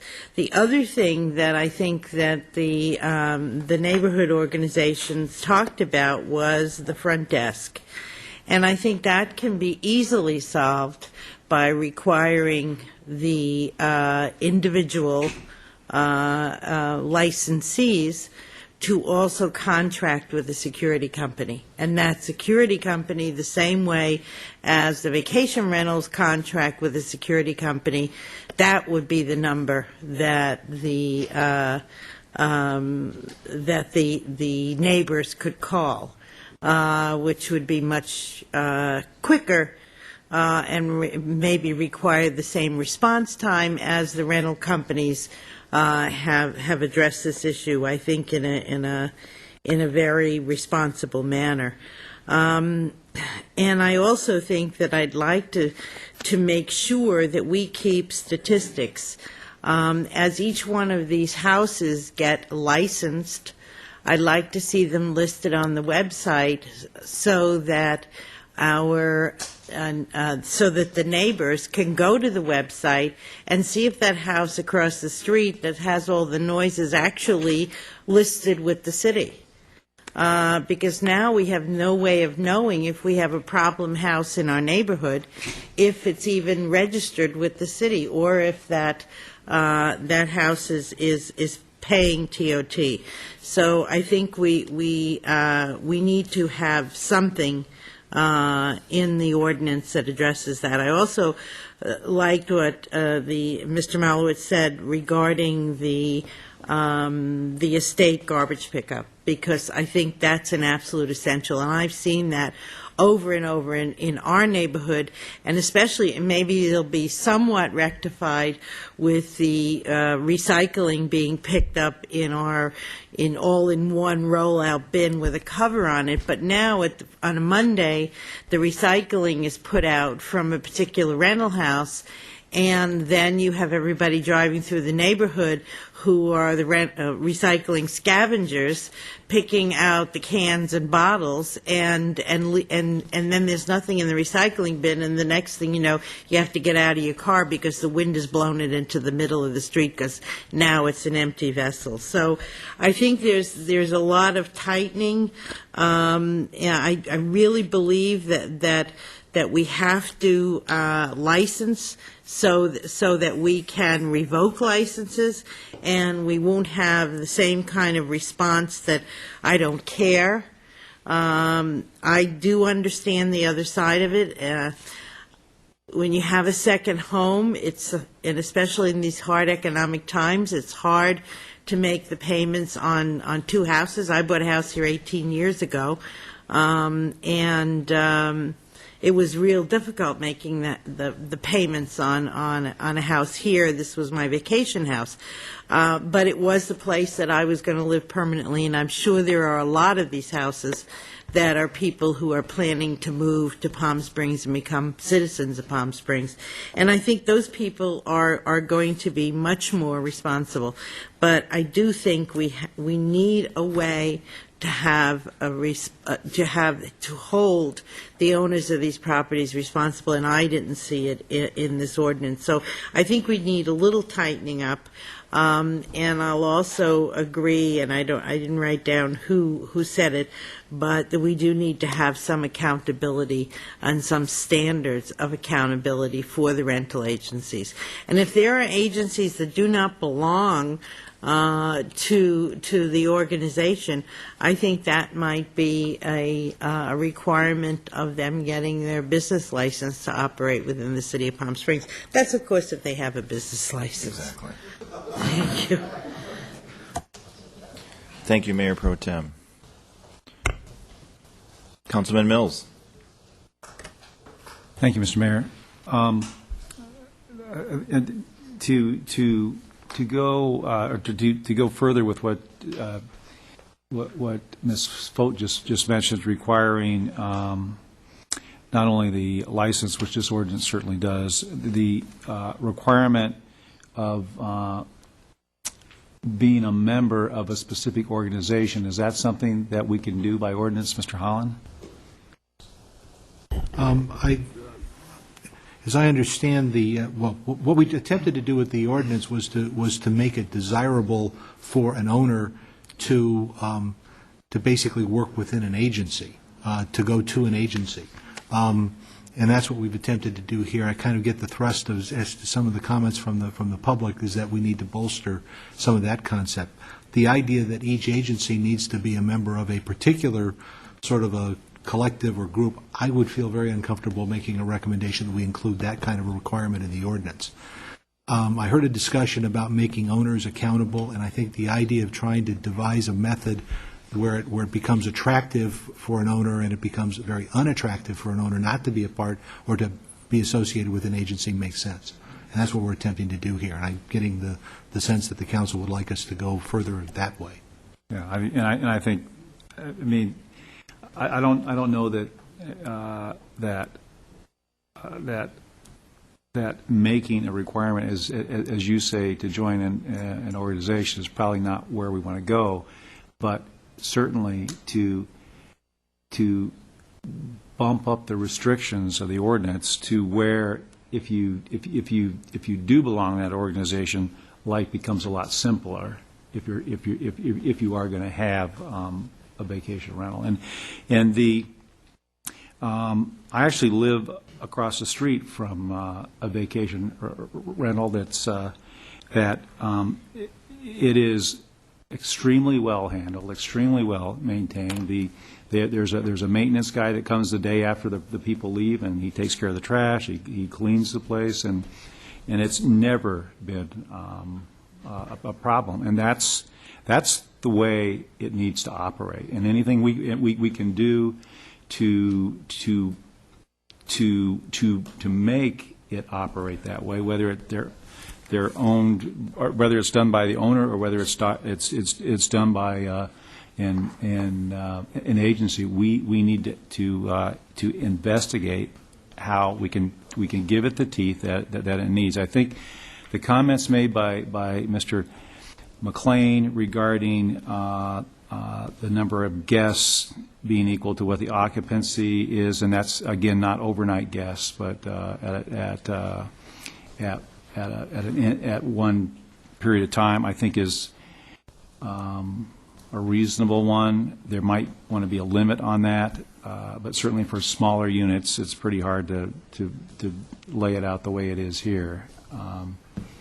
But I think the response of an hour is certainly reasonable. And then the other idea of a standard form, I think, is also an excellent idea, and that form could be available to whoever online from the city. But it certainly would make it easier for everybody's purposes to have a standard form, and the ordinance require the use of that form. So those are a few of the things. But I think this is. I know there's a lot of time and a lot of effort in this, and I certainly see it getting to where it needs to get. And I think the input that we've had this evening will certainly help it get to that point. But as the mayor says, this is for us to look at, and certainly to hear from all of you. And we look forward to getting this ordinance back and getting it approved and enforced. Mr. Mayor, if I can, if I could, Mr. McLean did not properly utilize the formula that's in the code.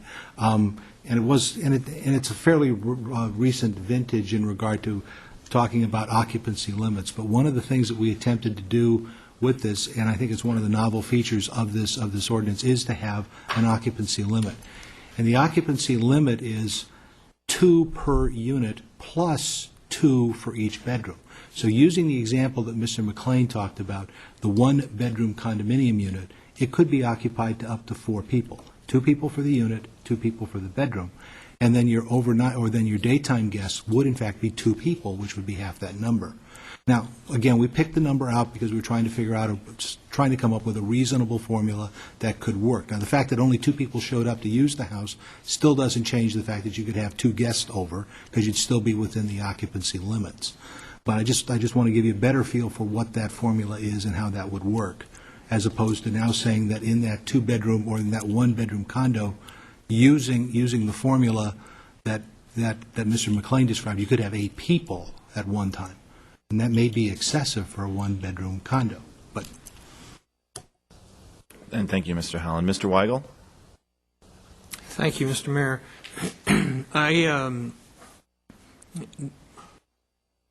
I would like to see the ordinance somehow identify a way that the city could enforce this ordinance absent a person as a complaining party. In other words, they would get a call for service, and maybe they could use a noise meter or something to file a complaint. Some of the reluctance for people calling, and I don't even know if it's possible for us to do this, but I would like to see if we can look at some way of, as an example, a police officer responding to the call can be the complaining party,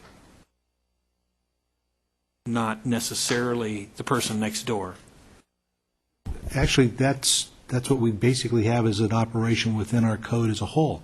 Any time that a police officer observes a violation of any provision of the municipal code, that officer has the power to arrest or to cite independently. Does not need a complainant. We do not need a complaining party to sign a declaration before we would file any kind of a criminal action.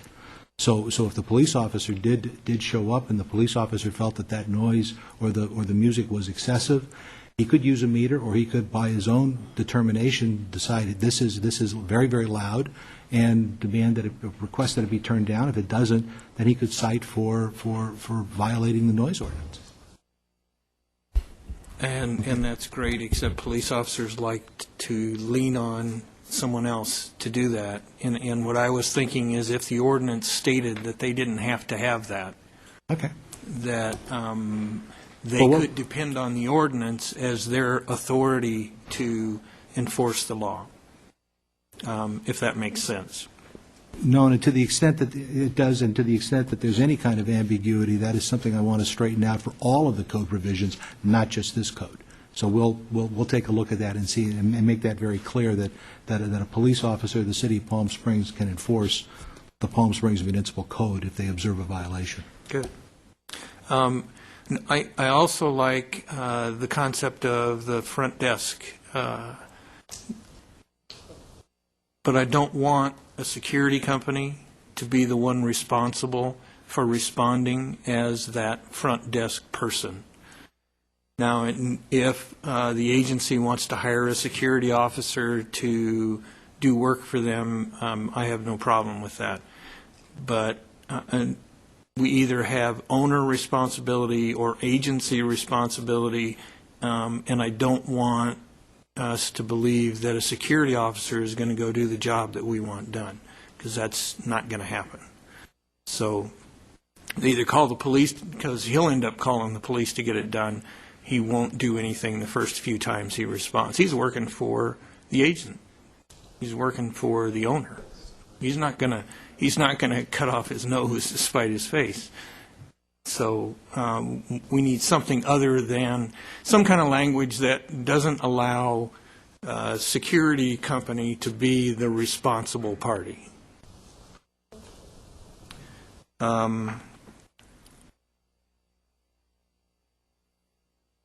And other than that, I think I could just probably ditto my remarks from the last go-around as well, Mr. City Clerk, and I'm done. Okay, thank you, Mr. Barr. Mayor Pro Tem Fote.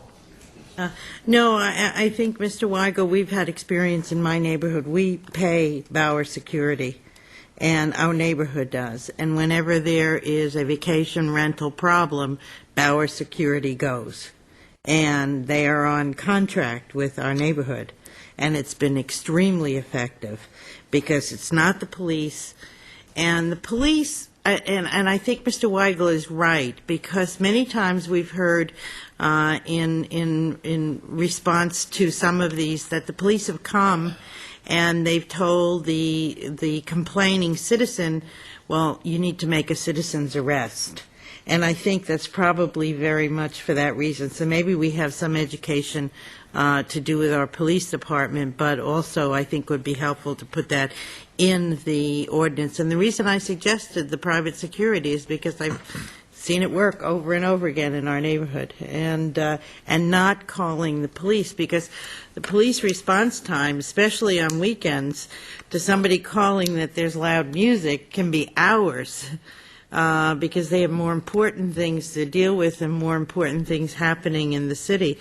And it's not realistic to expect that somebody who lives in San Francisco is going to have somebody to respond to. And so I think there's a number of different ways.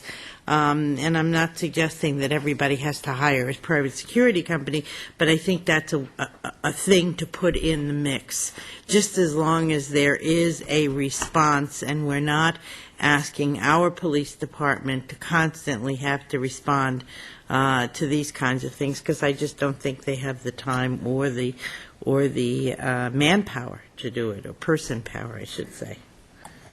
Yeah. I agree that the use of a security company could be helpful. And I don't want to discourage someone trying to do that. I just don't want the security company to become the responsible person. Well, thank you. I think everyone's sort of summed things up. You know, this is an issue that's actually been gone on for over 2 years. It was 2 years in the spring of '06 that the previous city council understood that this was an issue and sort of gave a directive between the neighborhoods and the rental companies to start a dialogue. And I know that has been a lengthy dialogue, but I think it's very important to thank Mr. Segal, Mr. Malowitz, and Mr. McLean, and everybody represented by the rental companies, because this is clearly a difficult issue. We are a resort tourist town, which now has more people living here year-round. It's not just a November to May town. So you're going to have issues such as this. And I think one of the things that we have to remember, and this really came to light when Mr. Dunn and the gentleman down here were speaking, because they spoke a lot about what happens during the daytime. And I don't know how, and I'm going to use Mr. Dunn's house as an example, but we don't determine what's noisy and what's not. There's a decibel allowed. So when the police department comes, and if they've got that monitor, and it is over, and it's 3 in the afternoon, and it's over, I would think that there's got to be some way to trace if that house has done it before. You've just got to shut that down. I mean, you're over. I mean, you're over. Okay, and a lot of times, you know, people have a lot of fun summer parties, whether they're vacation rentals or permanent residents. So it's sort of a fixed standard. You know, I can't decide what's loud or not. I mean, there's a mechanism. So on a couple of these houses, we've got to have some way. In this case, it sounds like it's over the decibel level. The enforcement's got to kind of really move in and take care of that. And if it's not, sometimes noise is subjective to all of us, what is loud and what isn't. So that's one thing I think we should certainly address. I do think that the 800 number, I've met with the rental companies for the last 2 years, and many neighbors, is a good outreach step by the rental companies. I think that you know, we've made a lot of progress. It's never perfect. It's never easy, but it's really encouraging to see so many people turn out and start discussing the issue, because we're getting very, you know, I think much closer to the right solution, to the best solution. So I want to thank everybody for that. Any further questions? And staff, do you have direction? Okay. Thank you, everybody. We will actually take a brief recess right now. So, thank you.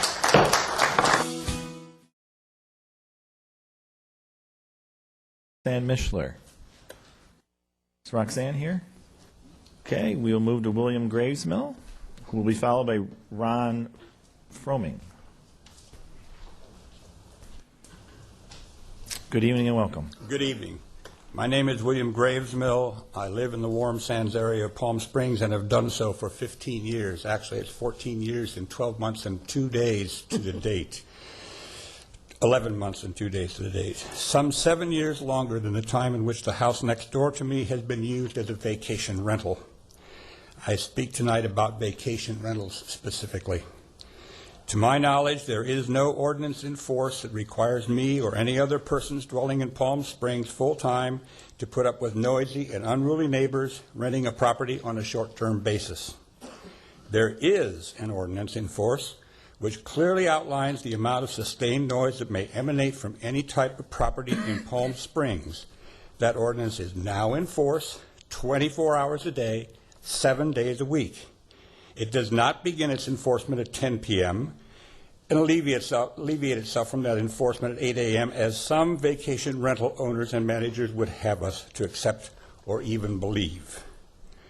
There's a core problem here, and this new vacation rental ordinance must clearly address it, and the single root of that problem promptly and firmly. The core problem is noise, and the root of that problem is bad property management. To ask us to accept the spin we have heard too many times that it should be acceptable for residents to put up with vacation renters' noise because those rentals generate bed tax funding or because short-term renters create revenue for the local economy is ridiculous on its face. The owner of the property next door to me once suggested that since noise from his property was irritating to me, I should think of moving elsewhere. He was then and is now dead wrong. I thank those who have diligently worked on getting this ordinance to the point where it stands tonight. I urge the City Council to adopt it quickly and place it into full enforcement with great speed. I suggest that the fines be kept large. The owners and the managers collect a fee from these people. to hold against the property. If their people are sent away because they've violated the law, guess what? They keep the fee. Whoop-de-doo, I pay a $100 fine and I keep a $300 fee. It's money in the bank. Why should I care? Be careful of that. It's a loophole. And with the way management has done so far, they will find every loophole in the books to try to get around.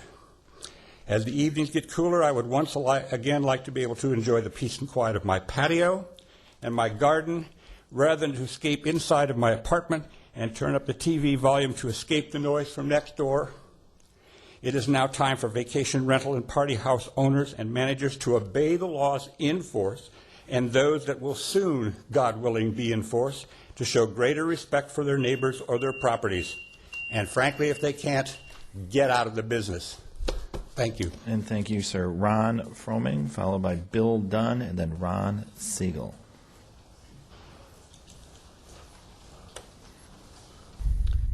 Mayor and council members, thank you for the opportunity to speak this evening, and I want to talk also about the vacation rental ordinance. My name is Ron Froming. I'm a full-time resident of the Palm Springs, and I'm also working full-time in Palm Springs. I know that you've heard from many individuals on how vacation rental properties adversely affect their lives and the citizens of Palm Springs. My situation is no different, but tonight I want to focus on the larger picture of how I see this affecting our city. One of the primary concerns of any resident of any city is the right to enjoy a high quality of life within one's own home. It is clear that uncontrolled vacation rental properties are disrupting the lives of many citizens in Palm Springs. Unfortunately, some owners of these properties, and often the owners of the vacation rental companies, do very little to police the properties and enforce the rules and regulations related to loud music, loud noise, and large parties often held in these properties. Clearly, action needs to be taken. It is up to you to act on behalf of your citizens. I urge you to please vote on this ordinance and take control of this serious problem. Those of us who live in Palm Springs full-time, who support our businesses year-long, who pay taxes to help support this city, have the right to live in our homes in peace. And it is up to you to help us achieve that. Thank you. Thank you, sir. Bill Dunn.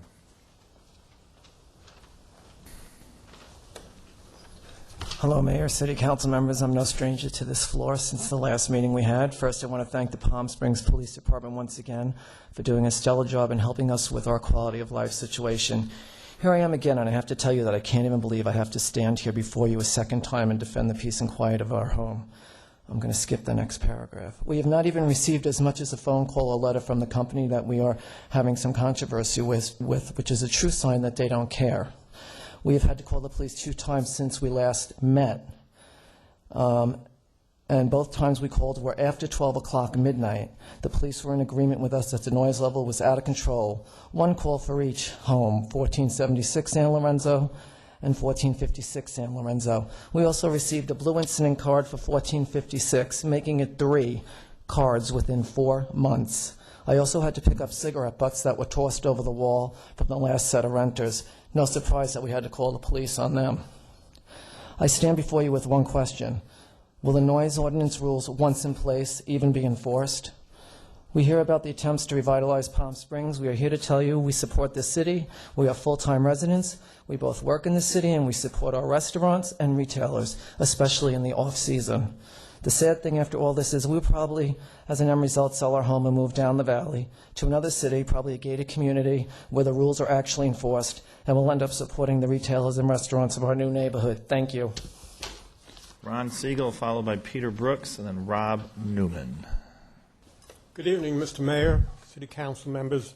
I have a short statement. I'd just like to say that with the passage of the vacation rental ordinance and the event rental ordinance, the City Council will be taking a giant step towards eliminating 2 of the most common problems in our city. And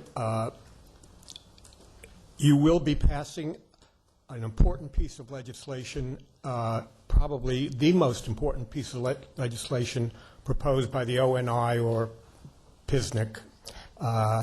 And we look forward to proposing and you're adopting additional ordinances which will help us improve the quality of life in Palm Springs. Thank you. Thank you, Mr. Segal. Peter Brooks. Is Mr. Brooks here? Okay, Mr. Brooks is left. Mr. Newman.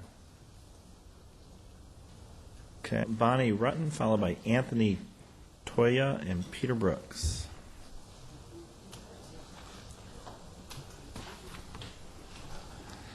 Good evening and welcome.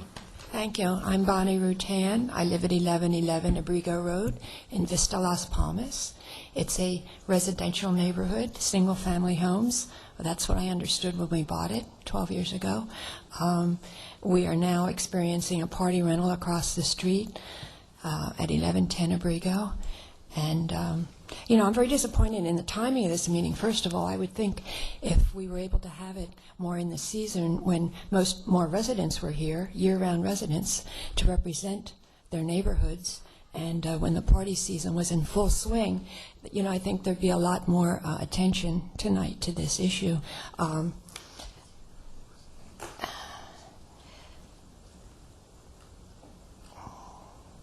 I always think, years ago I heard Sonny Bono talking in Congress when there was a hearing about illegal immigrants, and they were going to discuss it in a hearing, and he said, if it's illegal, why are we discussing it? And I sort of feel that way about these, the zoning ordinances and what have you, and I don't understand the legalities of it all, but if I'm living in a single-family residential neighborhood, I don't know why we have to even be addressing how to control noise from rentals that I don't even feel are legitimate or legal in my neighborhood. I just feel like we're opening the door to regulate something that shouldn't even be in existence, to have to be regulated. So that's my input tonight, and I really would like to see this sort of thing addressed when more citizens are in town and when the season's more in full swing. So thank you very much. And thank you. Anthony Toya, followed by Peter Brooks, and then Denny Russell.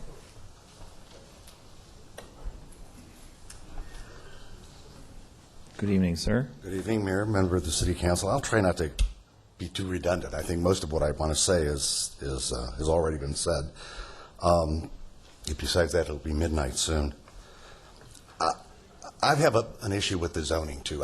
My take is, I live in Vista Las Palmas. I live in an area that's zoned R1, and as I understand zoning, that doesn't include the ability to run a mom-and-pop motel. And that's effectively what these ordinances are doing.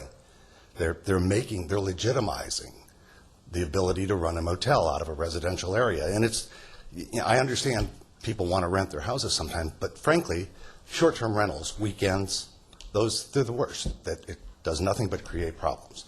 I would be willing to bet that, I've called the police one time in the 12 years that I've lived here, other than for noise in the rental house next door.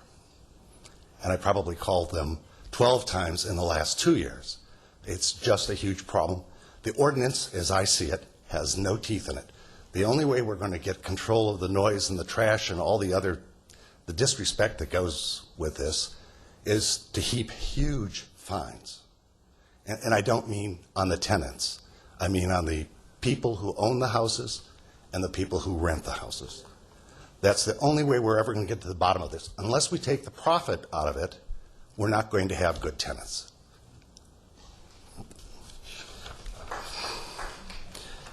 The other thing, I was really distressed to hear the head of the neighborhood organizations say that they were in favor of these ordinances. I think if they polled their members, they'd find out that most of their members are not in favor of having these rental houses in their neighborhoods. So, and again, Bonnie mentioned that it's a shame that we're doing this in July, because I think that if we did this in October, when the people who live here are back from the beach, we'd probably have a much better turnout. Anyway, that's my piece. Thank you. And thank you. Peter Brooks, followed by Denny Russell.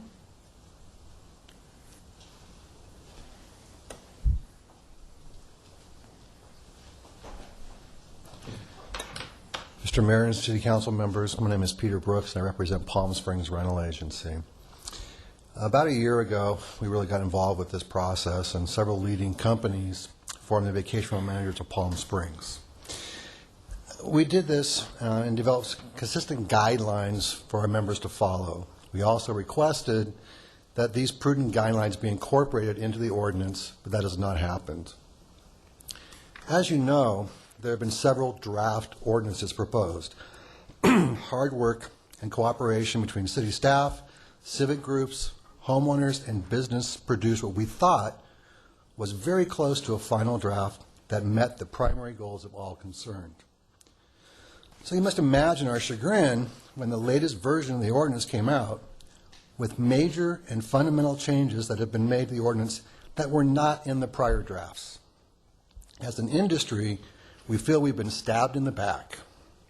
What was a cooperative process has devolved into city employees pushing a narrow agenda of some of the most shrill voices in the community. Although there are several areas of concern in the draft ordinance, I'd like to focus on just one, the sign requirement, more signs. That's right, and in case you're not aware, this draft requires a sign be put in the front yard of every vacation rental. I'm not sure where this came from, but it's a bad idea.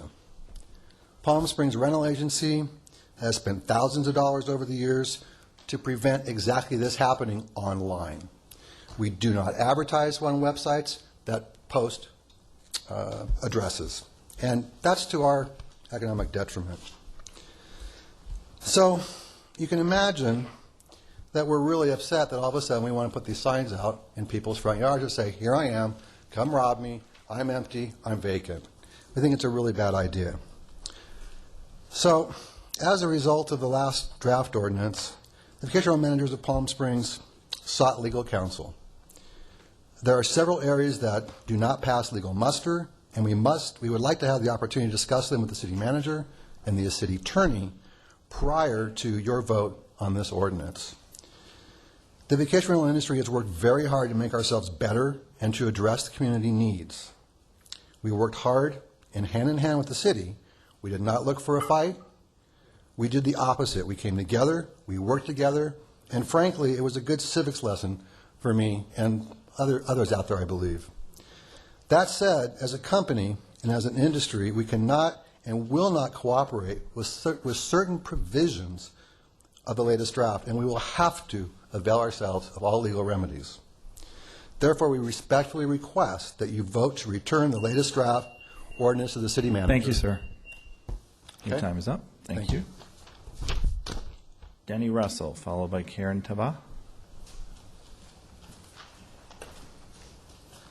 Hi, it's nice to be here. I've owned a home here for 25 years, but I've never been to city council. I've owned a home here for 25 years. I live here. When I'm away, I do rent my home. I'm going to talk just about the sign ordinance now. I got robbed for the first time in 25 years, not through a renter. I have an alarm system. But I want to talk about that sign ordinance. To put a note in the front window that says I'm a rental is crazy. I was telling the police department about that yesterday when I was at the police department, and they're like, oh, that's crazy. They're not going to do that. I go, apparently they're going to. This is a new rule they're trying to put in, and I just want to say that it simply says I'm vacant, I'm free, come rob me. Probably I won't put that sign up because it's not right.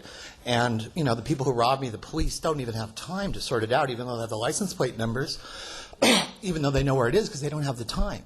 So you're telling everybody from every other city nearby, Banning, Beaumont, Cathedral City, come on in, please look at the signs of ours that say, hey, I'm free, I'm vacant. So I just want to point out that I think that's a really poor idea, and I'm opposed to this ordinance. But anyway, thank you very much.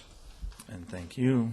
Karen, followed by Lila Sosa, and then Joy Meredith and Jim Dowler.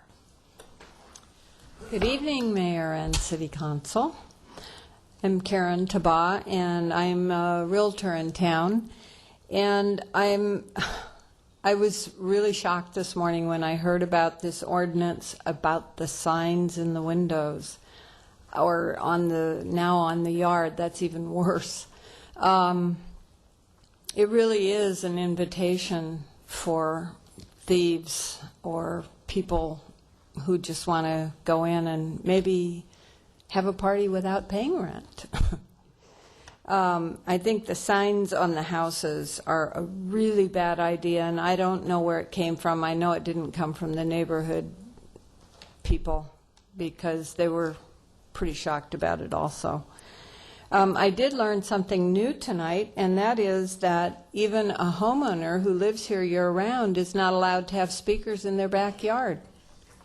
So if it's not only vacation people who aren't allowed to have speakers in their backyard, but also homeowners aren't allowed to. So I guess I have a new disclosure to put on my TDS. I'm glad to hear from the other gentleman that the market hit bottom yesterday. That's really good news. And I do want to give this, this is on a different matter. I'm on the Resource Conservation Commission here in the Palm Springs city, and we were kind of given a task to find out if we can get rid of plastic bags in the city of Palm Springs. And I have a whole report here. I wanted to give it to David. Thank you, Karen. Thank you very much. Thank you, Karen. Lila, followed by Joy Meredith. Lila.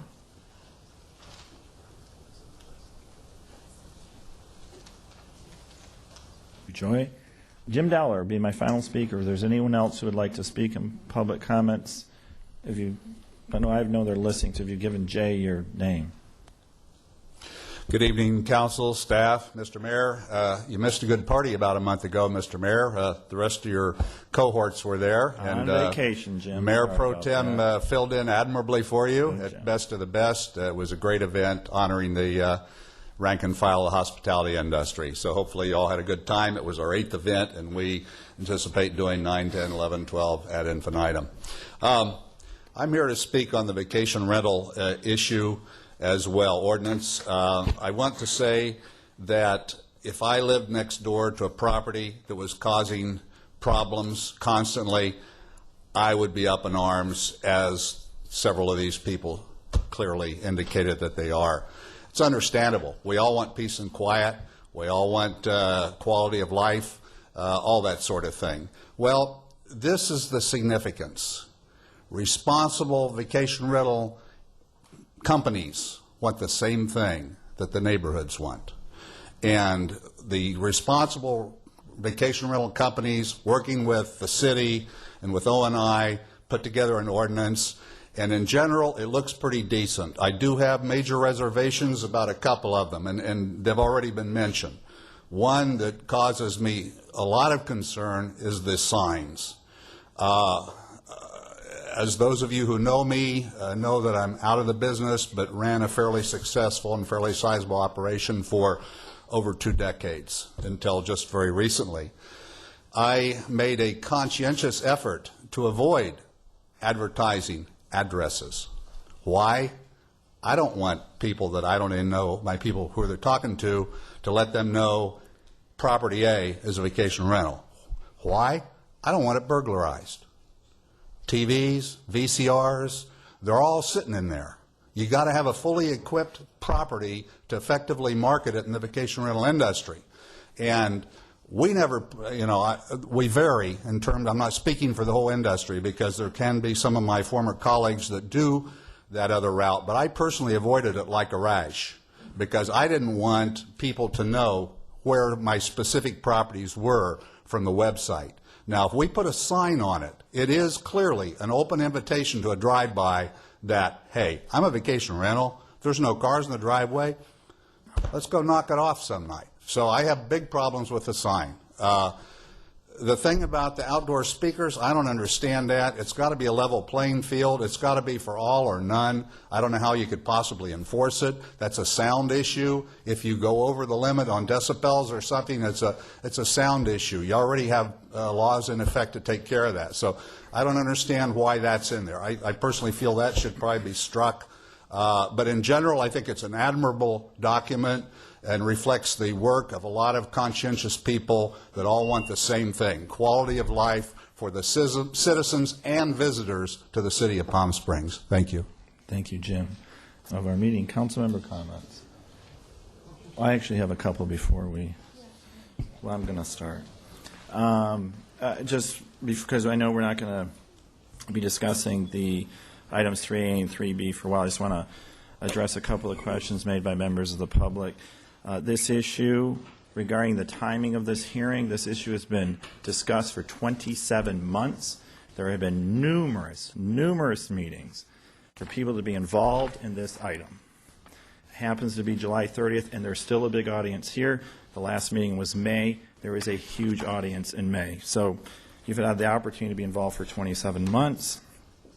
The gentleman for the rental company that suggested that he'd been stabbed in the back. This council in May directed staff to put more teeth in the ordinance. Now, we haven't voted on anything yet tonight, so we're obviously going to discuss the signs and a few others, but I think it's a little bit disheartening for someone to walk in here and threaten a lawsuit and noncompliance before we even vote on the ordinance. Tad disheartening. Mayor Pro Tem? Move to our legislative items, number 3A, the proposed ordinance relating to vacation. Is everyone okay with, does anyone need a recess before we? Okay. All right, we're okay. Mayor, I'm abstaining for business purposes. Okay.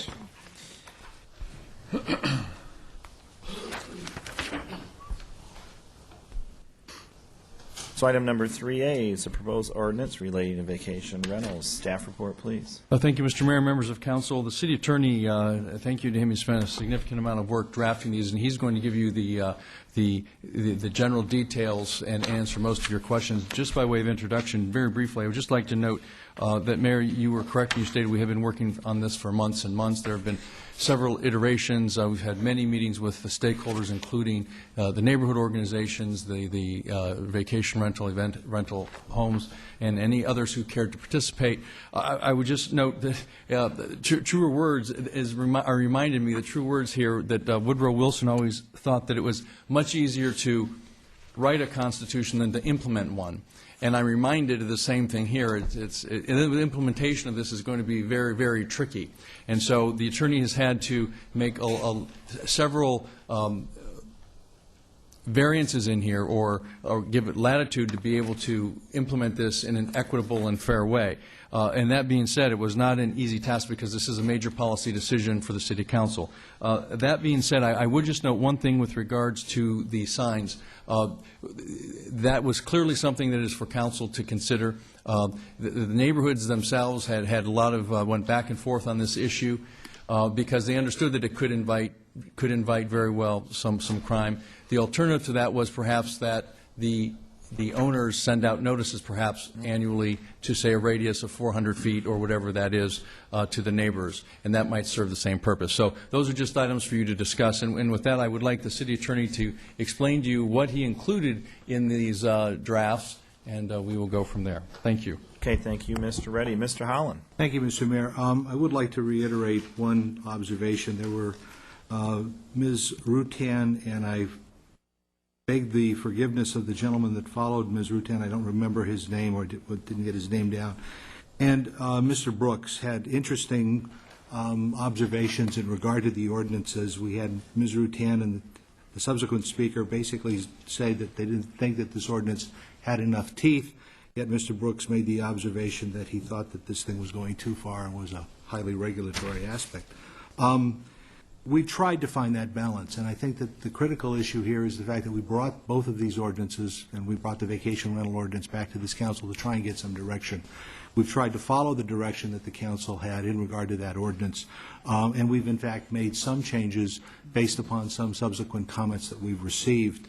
And what I'd like to do is kind of go through a few of those aspects, a few of those approaches, just so you can see what that is. And we're going to come back to the signs because I think the signs is a critical issue for the council to consider. Sure. But and I will confirm with Mr. Franklin so that it's on the record, is that we deliberately drafted the term local management company to be broadly defined. We did not have that as a defined term so that there could be flexibility. All we're trying to do is to make sure that there is in fact some entity that will have the responsibility for maintaining the property, and that local residents will know who that is so that they can contact that entity. In regard to Mr. Malowitz talked about permit fees covering the costs and data collection in regard to the rental of units. The permit fees will be established by the council subsequent to the adoption of the ordinance or at the time that the ordinance is actually adopted, and the council can look at the fees at that time. The idea of collecting data, we would suggest, is probably not appropriate for the ordinance, but it is certainly obviously something that could provide the council with meaningful information. In regard to the fines, we've actually have increased the fines. The original draft talked in terms of the basic fines that are established for the administrative citation program, which is $100, $250, $500. For the administrative or for the vacation rental, we've increased that so that the first offense is $250 and the second and subsequent ones are $500.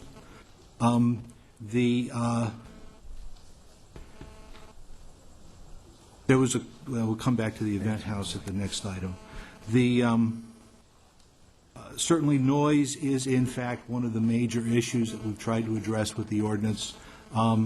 We've tried to find some way to sort of distinguish the events that happen in these kinds of units, and I think there's a recognition of the fact that vacation rentals and the event houses, when we get to the event houses, there is the potential for abuse by the renters, since they are not long-term residents of the property. And so we felt that it was necessary to call that out as an issue and try and address those kinds of concerns to make it very clear that this is a concern and it needs to be addressed as part of any kind of behavior or activity at a vacation rental unit.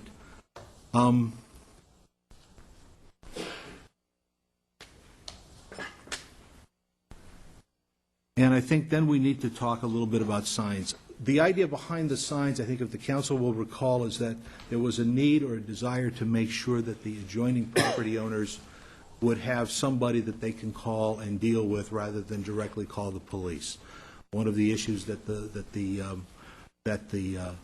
industry had indicated was that they wanted those calls. They wanted to try and have contacts from the adjoining property owners before the police are called so that they could self-police. That is what we've tried to do here with the signs. We have, in fact, amended the provision for the vacation rental so that the sign requirement is only required during the term of a vacation rental, to try and approach, so it's not up there 24/7. It's only up when the use or when the unit is being rented. But Mr. Reddy is correct. That is not something we need to do. We're just suggesting that, or we just suggested that as an item so that you could see it. You can talk about it and give us more direction on that item if you wish to do that. However, an alternative would in fact be that the rental agency would be required to provide, or the owner would need to provide, written notice to adjoining property owners on some regular basis, and certainly whenever there's any kind of a change or a period of time before there's a change, so that the adjoining residents would in fact know who they could call or who they could deal with. And then if you have any other questions, I'd be happy to talk to you about this. Okay, thank you, Mr. Holland.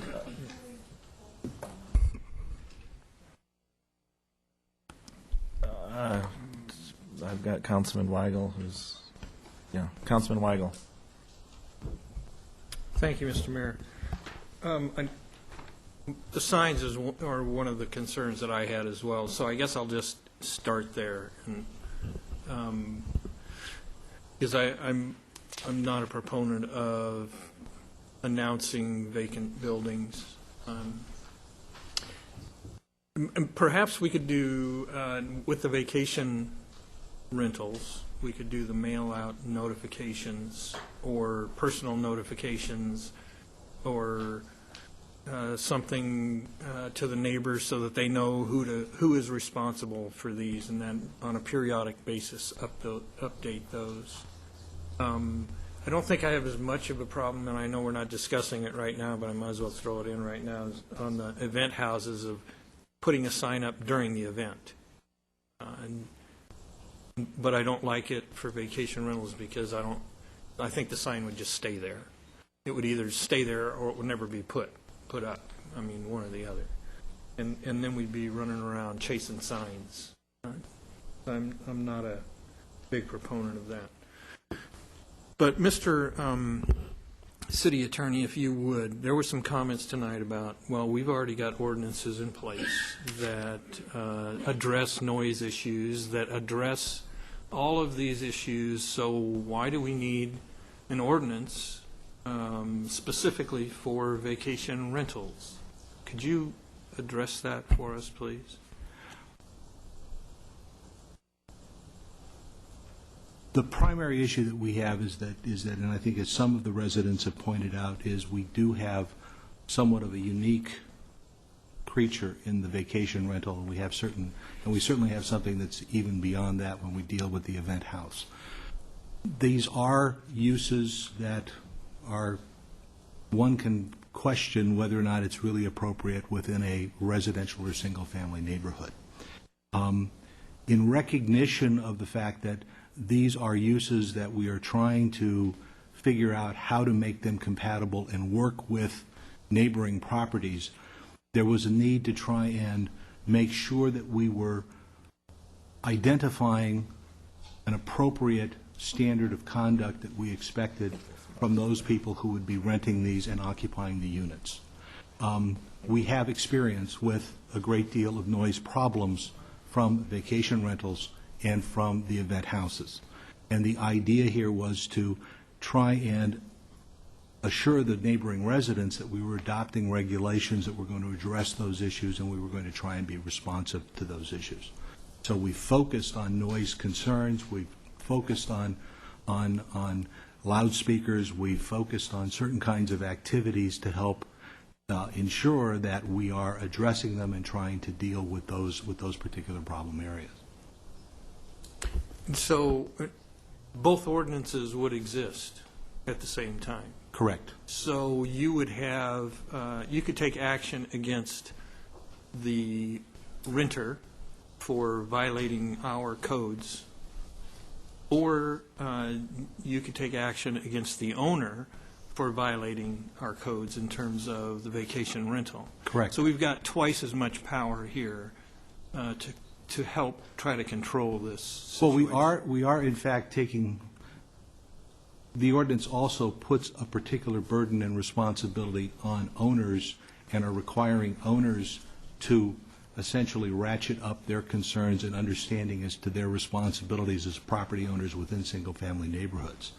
We are also encouraging owners to work with rental companies because we believe that working with rental companies will help ensure that there's a higher level of compliance with the code requirements, and to ensure that people are properly registering their property and paying their TOT. Thank you very much for that. The only other concern I have is, I guess, would be addressed to staff, and that is, I too am concerned, like some of the folks that spoke this evening, about enforcement and having the ability to do the enforcement. Often we're seen as bureaucrats that throw ordinances at an issue and then there's not much else that we can do with it. We've got the ability to enforce it, but do we have the people to do the job? I would be willing to entertain at a later date having a dedicated enforcement officer for just this issue, particularly until we get it under control.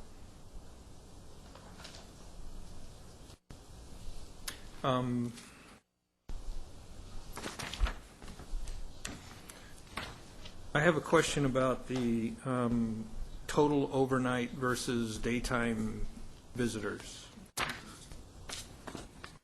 I see if you rent a house in Palm Springs as a vacation rental and you don't have any bedrooms and you can have 2 people stay there and you can have 3 people visit during the day, so you can have a total of 3 people there? That's correct. One person visit during the day. That's correct. So you can have a total of 3 people there. That's correct. We don't think that there's a whole lot of zero bedrooms, but we did try and do this in a way that would help make it easier for folks to understand what the formula was. There was some misunderstanding or misinterpretation about it during the council's first meeting to talk about the ordinance, and there was some confusion. And I think I may have even misspoke on the element when we brought it to you as well. And so what we want to do is to kind of clean up the language and actually lay out some examples as to how that would be applied, how the formula would work. Well, I'd like to see like a minimum of 4, so you can have at least 2 couples. I mean, you know, and well, I lived in a studio apartment. I could get 20 people in there.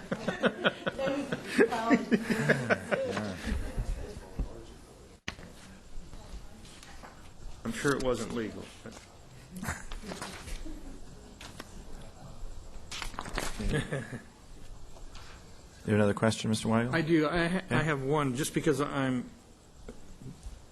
confused. It's on page 12, and it's under violations, and it's B, under violations, and I'm not sure that I understand what it means. What that is that our current admin citation code provides for what we call a courtesy notice, basically a warning, and if a warning is issued under the normal citation process, one has 15 days before a subsequent one would come in, or before you could get cited. What we've done here is we've modified this so that actually we could come back, or the city could come back if there's a violation or continue. If a courtesy notice was given, they could come back as soon as 30 minutes after the event and cite someone for violating. So if you had the police show up because there was a noise violation and they were warned, the police decided they weren't going to issue a citation, but they were going to give a warning, and that wasn't taken care of, the police could come back 30 minutes later and cite and actually issue a citation for $250. Okay, I think I think the ordinance is a great effort, and I think you did a great job on trying to meet everybody's expectations on this. I know it's really tough, and I appreciate the work that you've done, city staff, on that. Thank you, Mr. Weigel. I need a motion to continue under glassy eye. By Mr. Mills, with a second by Mayor Pro Tem. All in favor, signal by saying aye. Aye. Opposed, seeing none, will continue. Mayor Pro Tem vote. Thank you, Mr. Mayor. Before I start my questions, I want to go back to the city attorney and ask if you could explain, because I heard some of that in some of the public comments about what does it mean, what role does the city have in someone's ability to rent their private property?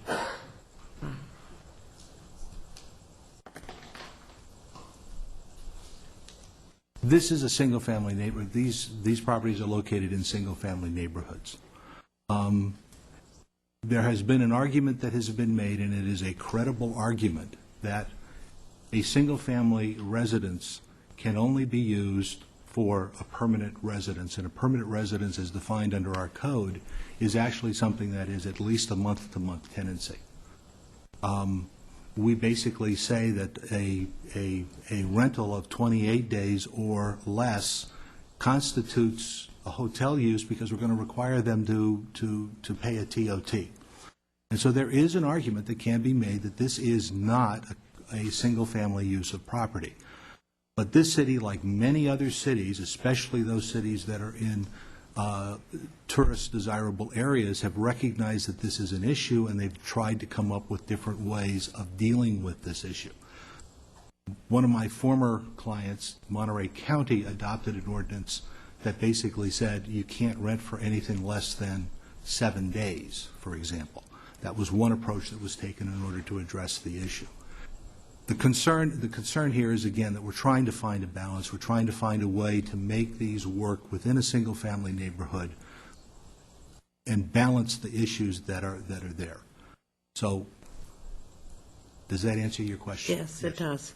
Yeah, I mean, I thought that really had to be clarified because it's really hard doing this since I live in the Vista Las Palmas area also, and at a house behind us, which fortunately now has been purchased, that was a terrible party house rental. It wasn't a day of the week that it wasn't rented. And so it's really difficult. This was a difficult issue to deal with when there was a perspective of totally banning any rentals under 28 days or allowing for regulation. And having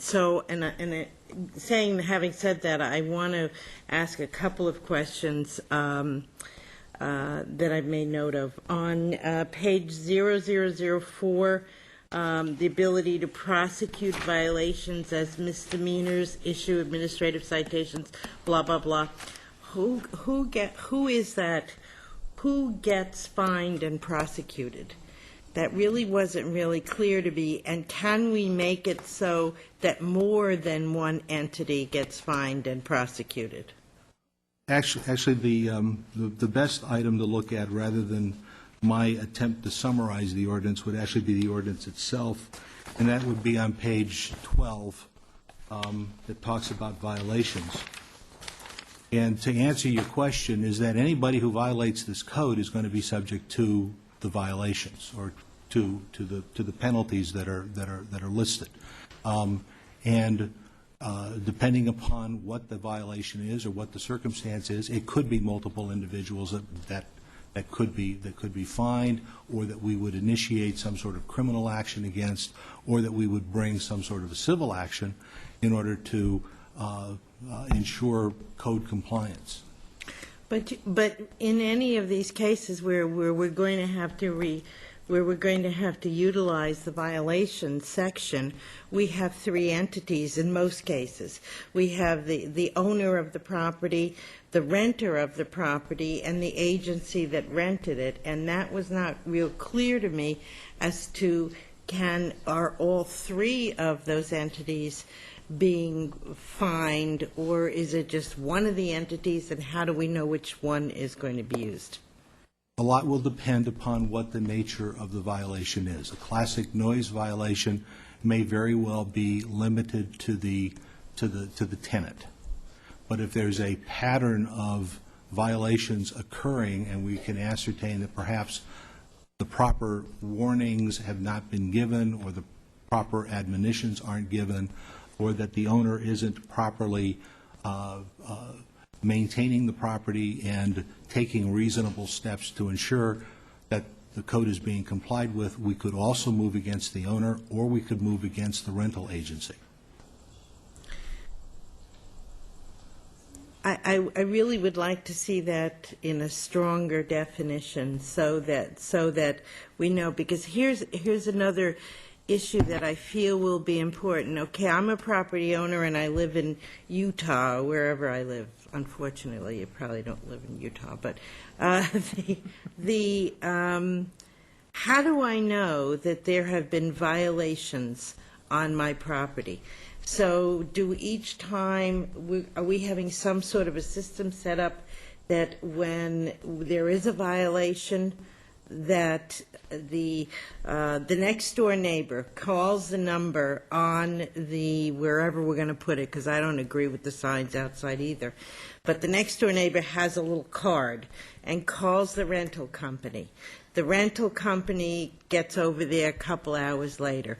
The next door neighbor has already lost 2 hours worth of sleep. It's 3 hours later, the rental company stops the noise, but that really is a violation. And actually, there's a couple of violations there. The first violation is, well, please go ahead. All right, but then how does that get back to us? How do we know about that when that's an interaction between the neighbor who was awakened in the middle of the night and the vacation rental company? If the rental agency is able to work the issue out and resolve it, as we hope that they're going to be able to do the majority of incidents, we will not hear about it, because because the neighbor would have complained to either the local management company or to the rental agency, and the rental agency would have timely responded, taken care of the problem, and then that neighbor should be satisfied, hopefully. They also have to respond within 45 minutes. They don't have 2 hours to respond.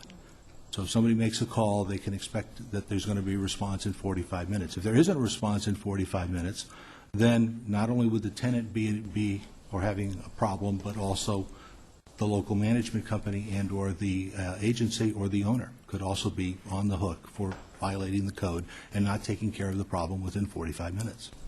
My concern is there's not that next step, because as the two gentlemen that we've received numerous emails from and who testified here tonight have had a continuing problem with these two addresses on San Lorenzo, I guess it is. But if the agency is continually coming within that 45-minute period that they've been called, this is continually a problem house. What I want to know is, how do we know about that, and how does it start to fall in to this 4 violations instead of the people who have to call at 2 o'clock in the morning every night of the week? The agency comes in 45 minutes, yes, but they've been awoken and their life is being destroyed.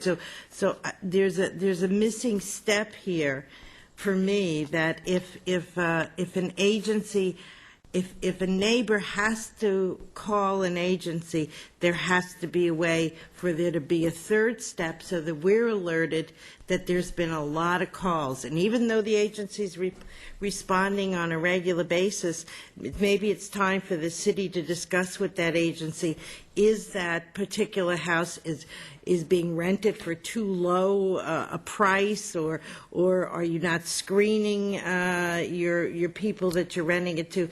There needs to be another step, and I don't know what that step is. Well, I suspect, and it's one that's not specifically spelled out in the code, but it would be the practical one that we start getting the calls from that adjoining property owner that was going to say, every Saturday night, every Sunday night, whatever, I've got these problems, I've been making these calls, they've been responding in 40 minutes, but it just becomes continual.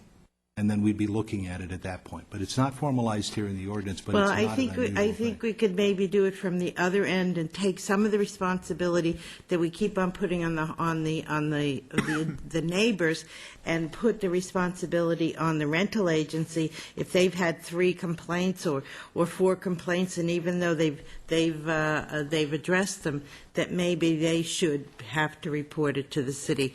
I think that's something that maybe should happen. Mayor Pro Tem? Can I throw out a suggestion? You mind? Yeah, go ahead. And it's maybe what we should be doing in conjunction with this ordinance is requiring that the neighbors are educated as to their options. Because that seems to be the piece that's missing there, is the neighbor doesn't have to put up with that and only call the agency. But I'm trying to avoid where they're calling the police, because our police department really is overburdened. And if they're getting a 45-minute response, and that's fine. You know, they're getting a quick response, but all I'm trying to do is eliminate some of the repeat offender houses. The other thing, I didn't see any insurance requirements. Did I miss that? Were there any insurance requirements in that? Because I know we had them they're in the other,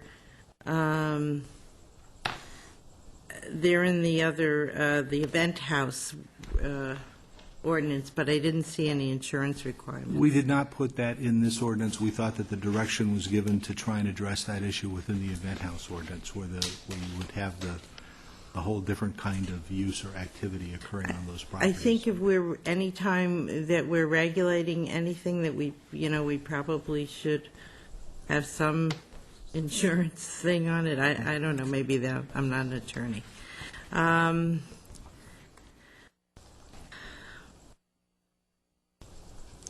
And then I'll also talk about the signs. I think the signs are a terrible idea.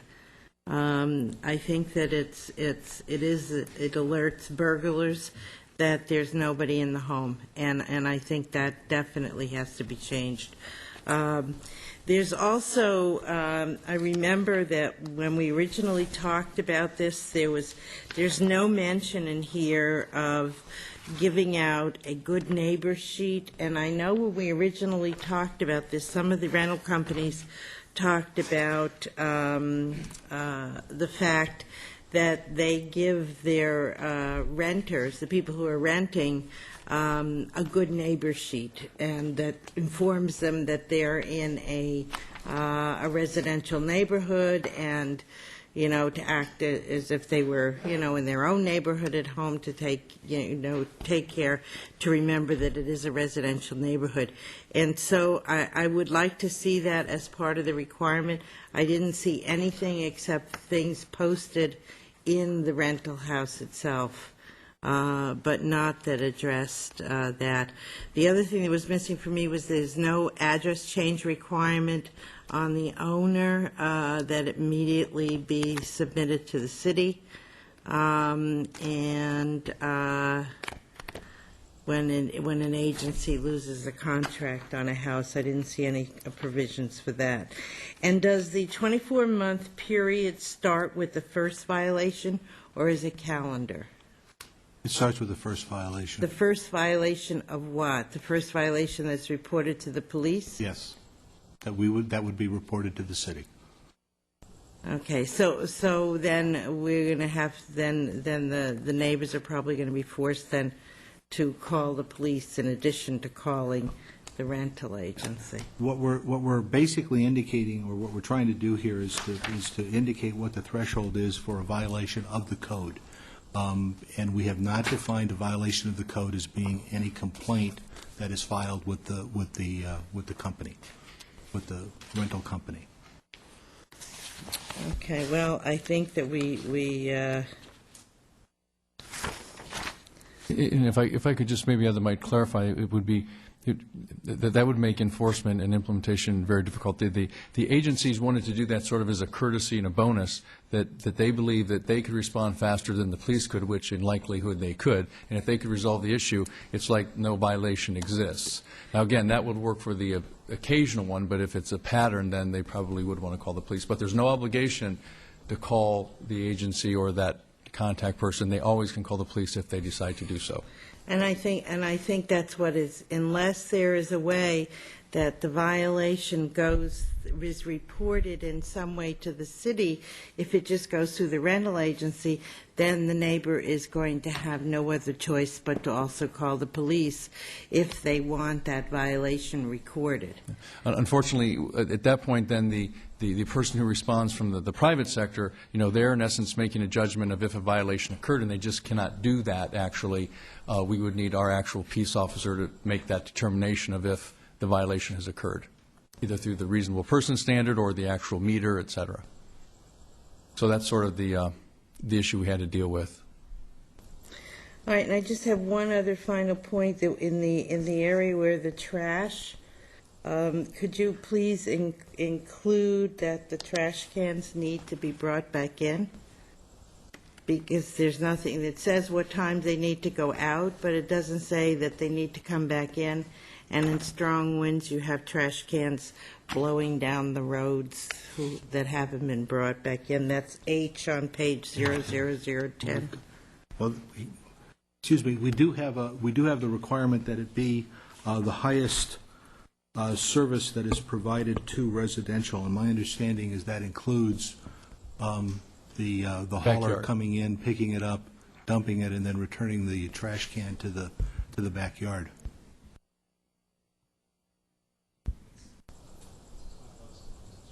Oh, so you're not, I thought you meant by the highest level of solid waste collection.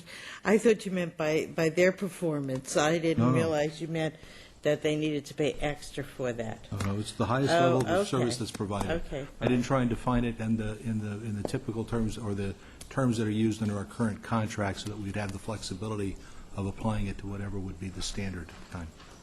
All right, I still have a problem with G, and I'll listen to the rest of the comments of my council members about how does the city know that there was a violation. Thank you, Mayor Pro Tem. Councilman Mills. Thank you, Mr. Mayor. I had noted the same item as misvote on the trash, and I think to avoid a misunderstanding, I think what Palm Springs proposal calls it is walk-in service. So I think we should use that term, walk-in service. That's what is described on your bill or when you sign up, and et cetera. So we just need to verify what they call it and use that terminology, because it doesn't really, it's a bit ambiguous. But I certainly on 9 have the same issue as all my colleagues. I think on the sign, I thought the comment, the staff comment about perhaps at some period of time, be it yearly or whatever, that the management company or the owner be required to mail within 300 feet or whatever, the adjacent properties within 300 feet. Just the basic information saying who they are, their phone number, here's their information, and maybe at that time a copy of the ordinance could even be included in it. So that's a much better way of handling it, and I think that'll work. On the item number 2 under the and that's on 2 as well, on the number of occupants, the daytime occupants, my concern is somewhat like Lee's. I think it's a little unreasonable, even though I know we don't have many studios in this realm, but I think that the 1 should be a 2, because I think that it only makes sense. The other ones I think are okay the way they are, but to expect just 1 person is not really reasonable. The other thing, and this is probably the toughest one to me, and that's 5, and that has to do with the radio receiver, et cetera, et cetera. And when I say tough, I mean it's tough from many aspects, and I certainly understand what the city attorney's comment and how he explained it, and perhaps that's the way you have to deal with it. In that way, if you have a rental home in a residential neighborhood, your standard is going to be different than someone who does not have a rental home, and that may be what it takes. However, there is certainly the potential for the reverse and everything we've been talking about here, for the person that rents in Palm Springs to come to the peace and quiet, and the people that live there full time are the noisy ones. But so they have a requirement saying they can't have their radio on, but the guy next door who lives there permanently can have his radio on. I don't want to be the policeman that has to deal with that issue, but I don't know how you resolve it, but I can certainly see the potential for it happening. And but I don't have a solution, nor do I see one, and maybe you just hope that doesn't happen. Well, I think that we have certain regulations on the books already that deal with certain kinds of noise.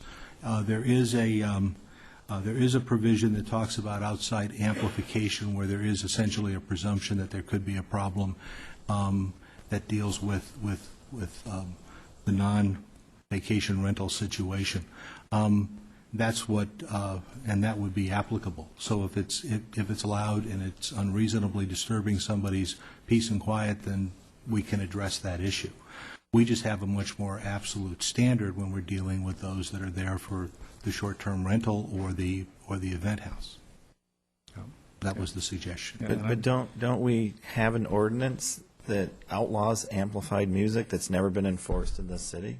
Isn't there an old archaic ordinance? Well, I shouldn't say archaic, but I think Karen mentioned it. I mean, isn't that my understanding? There's an ordinance that says, regardless of the noise ordinance, I mean, regarding amplified music? I think it's based on dBs. It's in the noise ordinance, and Craig actually just had it. Craig, you may be able to. It's sort of like that no dancing ordinance in town or something. Yeah, footloose. The only thing we were able to identify sort of quickly was in the noise ordinance, and that amplified music is only prohibited when it's determined to disturb the peace and quiet of surrounding property owners. So there's still that performance element. There is, to it. okay. And so, in essence, every time we've had the calls for the outside amplified, which have been in conjunction with parties, generally, it has met that standard. But rarely has it been the neighbor has a radio on, and that has caused, because that wouldn't normally meet the decibel test. So there's so many tests, it gets a little confusing. That's why this makes it a little more uniform. But phonograph, maybe we need to, maybe we'll bring that a little bit more into the 21st century here, Doug. Okay. You know, there are some people that actually still have. And that's becoming vogue now again. What's that? Oh, really? Didn't know that. Is that it, Mr. Mills? Most of mine have been addressed. I certainly agree with Mike. I think the the sign issue just doesn't work. That's not just because of burglars, but for blight. They'll get old, they'll get worn, and sprinklers will hit them, and they'll be blight. I mean, they'll be ugly. So I think that suggestion is good. It's good to see that the fees have increased. I trying to figure out, Ms. Fote, because I wrote down several of your notes. I think the occupancy thing that Mr. Weigel and Mr. Mills talked about, we can address. Okay. So this trigger, I mean, it's like a trigger to let the city know that, hey, you got a problem house. I don't know of any other trigger unless they have, it's gotten so excessive or so often they stop calling the rental company and they're going to call the police, and then it's logged, and so I don't know any other way to do it except for that mechanism, which then triggers it and they tell us. So don't you think if there's repeat offenders, even if they come in within 45 minutes, they'll start calling the police? I was trying to circumvent this having to have a police involvement. I don't see any other way to have a trigger. You're not going to go on good faith. That okay, there's been 3, so you're going to call us and tell us. That's not going to happen, right? I mean, so I don't know if anymore. Maybe the rental companies would too. Well, perhaps. Somebody's already told me they're not going to comply tonight. All right, so I'm naive. Someone already told me they're not going to comply, so I don't think that's going to happen. What was that all I about? don't know what that was about.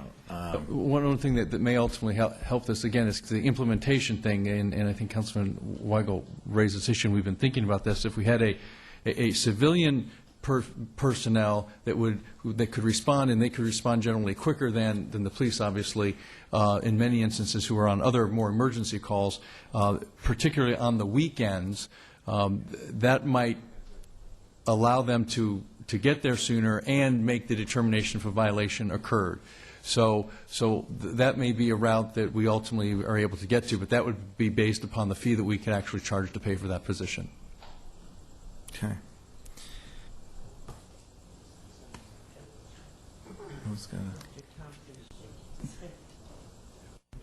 Well, we have Mr. Weigel's going to attempt the motion. Is there any further discussion before Mr. Weigel? Mr. Mills? Just an item that I did miss, and it was there.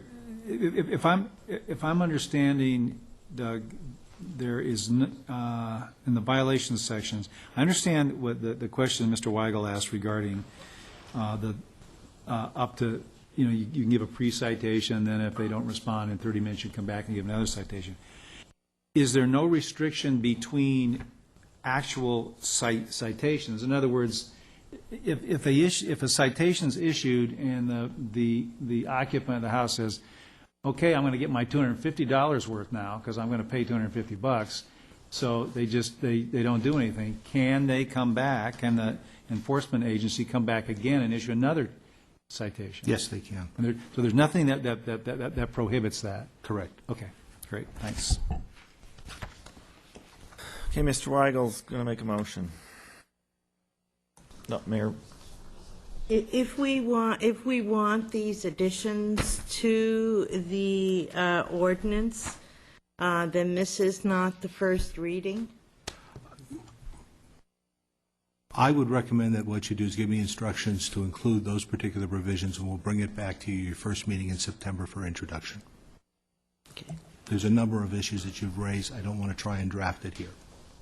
Okay, as Mr. Weigel makes the motion, we'll make sure yea or nay. Yes, my motion is that they incorporate the suggestions given to them by council and bring the ordinance back to us at the earliest date possible. And so we can, if we want to go through them quickly, I think do you have them all?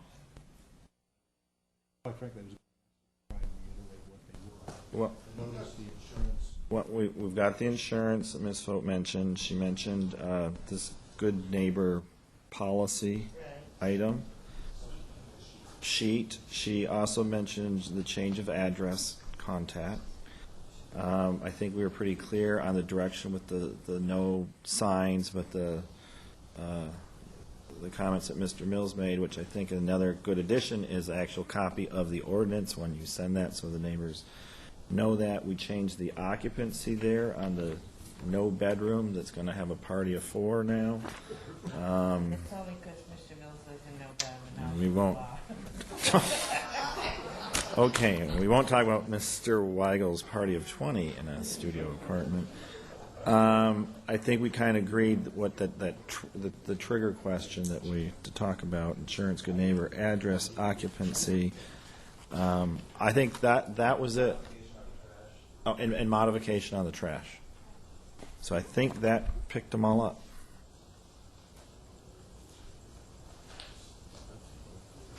Okay. So we need a second. We have a second by Mr. Mills.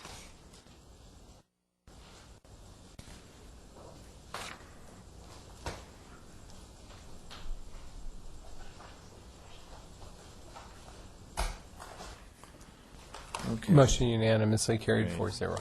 Thank you, Council. We will now move to item 3B, which I believe Mr. Hutchinson is going to return for this discussion. Okay.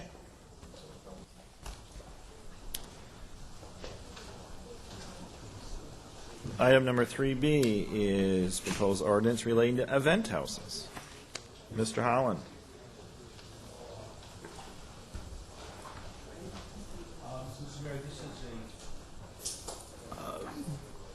This ordinance deals with what we describe as being event houses. It's a sort of a use that we believe slowly insinuated itself into the city repertoire of potential uses because it was viewed, I think, initially as being an incidental use. The nature of the use has expanded such that it really warrants some attention and trying to regulate it and to deal with it at this level. We have the ordinance was submitted to the council several weeks ago. We did receive your input and your take on it, and there was a desire to make this a more stringent ordinance. I think that we've attempted to do that here. One of the issues that were raised this evening was the question about better defining the concept of what an event is. I would note that our ordinance does, in fact, include a 24-hour description of an event, and we have tried to respond to that concern rather than to look at a potential where an entire weekend could be one event and tie up the use of the house and then create additional problems for the neighborhood. This ordinance also continues with the requirement dealing with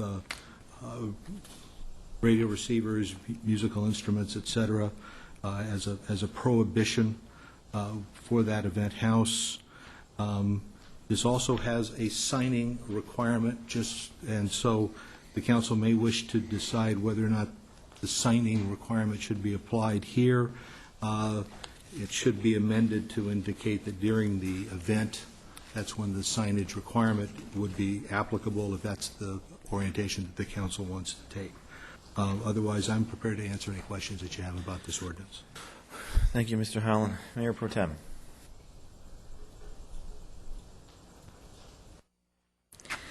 I had a problem with this ordinance because I don't know how we're defining an event, and I'll give you an example. The what is it? The Lautner House, is that the one up on the hill by? Yeah. The Elrod Lautner House, and that is often rented out to corporate groups for architectural kinds of seminars. People are bussed up there. That is not. There's no parties. It's used as a teaching tool. And I'm not quite sure how that fits into this particular ordinance. I think that there's the Presley House is often used as kind of we have these historical houses that are being used, and when it comes to any remuneration, for instance, there's several nonprofit organizations that use these houses, and they're given the houses for practically nothing, but the owner of the house is probably charging for to cover cleanup costs or staff costs or things of that. So this one gave me a lot more trouble as to how we kind of define events when we have all of these houses that are in some cases like public like museums. The house above the museum, the O'Donnell House, is used for events. So it's kind of, there's a house down in Vista Las Palmas that's just an estate that's used for weddings. Now that's an event house. So I mean, there's different levels of events, and I don't know how you do that in an ordinance. What we would do, I think, is if there are certain activities that you don't see as being a potential problem or a concern, we could specifically exempt those as well. What we tried to do here was to broadly define what we call occurrences or social occasions, because we wanted to try and address the traditional party house, the house that's being used for receptions or basically in lieu of the banquet hall or that kind of activity. But if there are seminars that you want to exclude, if you want to exclude viewings of architecturally significant buildings, structures, that kind of thing, activities that are for educational purposes and do not involve certain kinds of social activities or party activities or that sort of thing, we could probably figure out a way to try and address those. But the idea was, this is a classic case of where what we're trying to do is to identify certain activities that are inconsistent with the idea of a single-family neighborhood, and how do we ensure that it's going to be properly meshed with that neighborhood so as to minimize the impacts that activity is going to have on the neighborhood. I know that's what we were trying to do, but I was trying to see how all of the rest of that fits in there. So if you can figure out a way to do that, where we can, if we define a party different than an event, I mean, just like what the gentleman talked about earlier, if someone is renting the Frank Sinatra house or whatever to do, a weekend retreat, is that a party? Well, I think a lot's going to depend upon what activities are occurring during that retreat.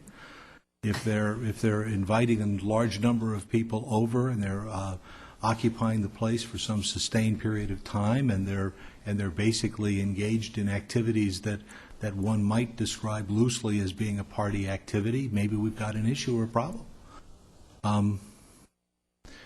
What we tried to do here, quite frankly, is to draw a very black line and not provide a lot of flexibility in dealing with anything that could be perceived as being a banquet hall or a conference center kind of activity.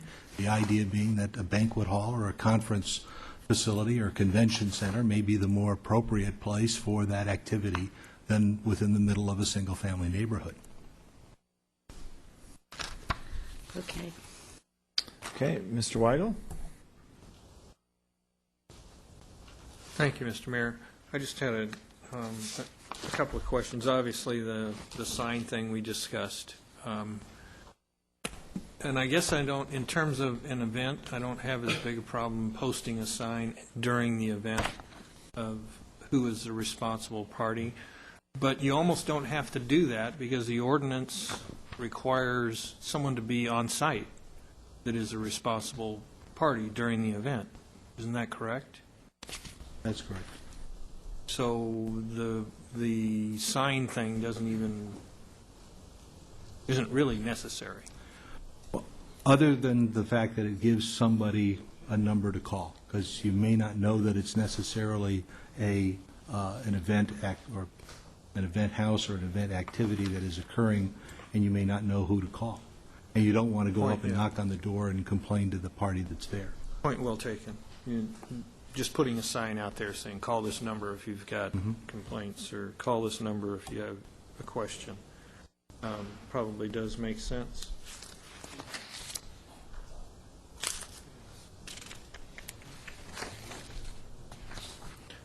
On page 8,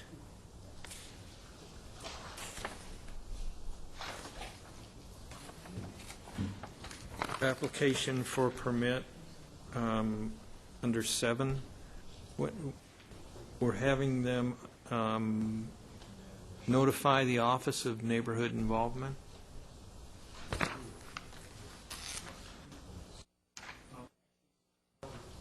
What we're doing with that section is to ensure that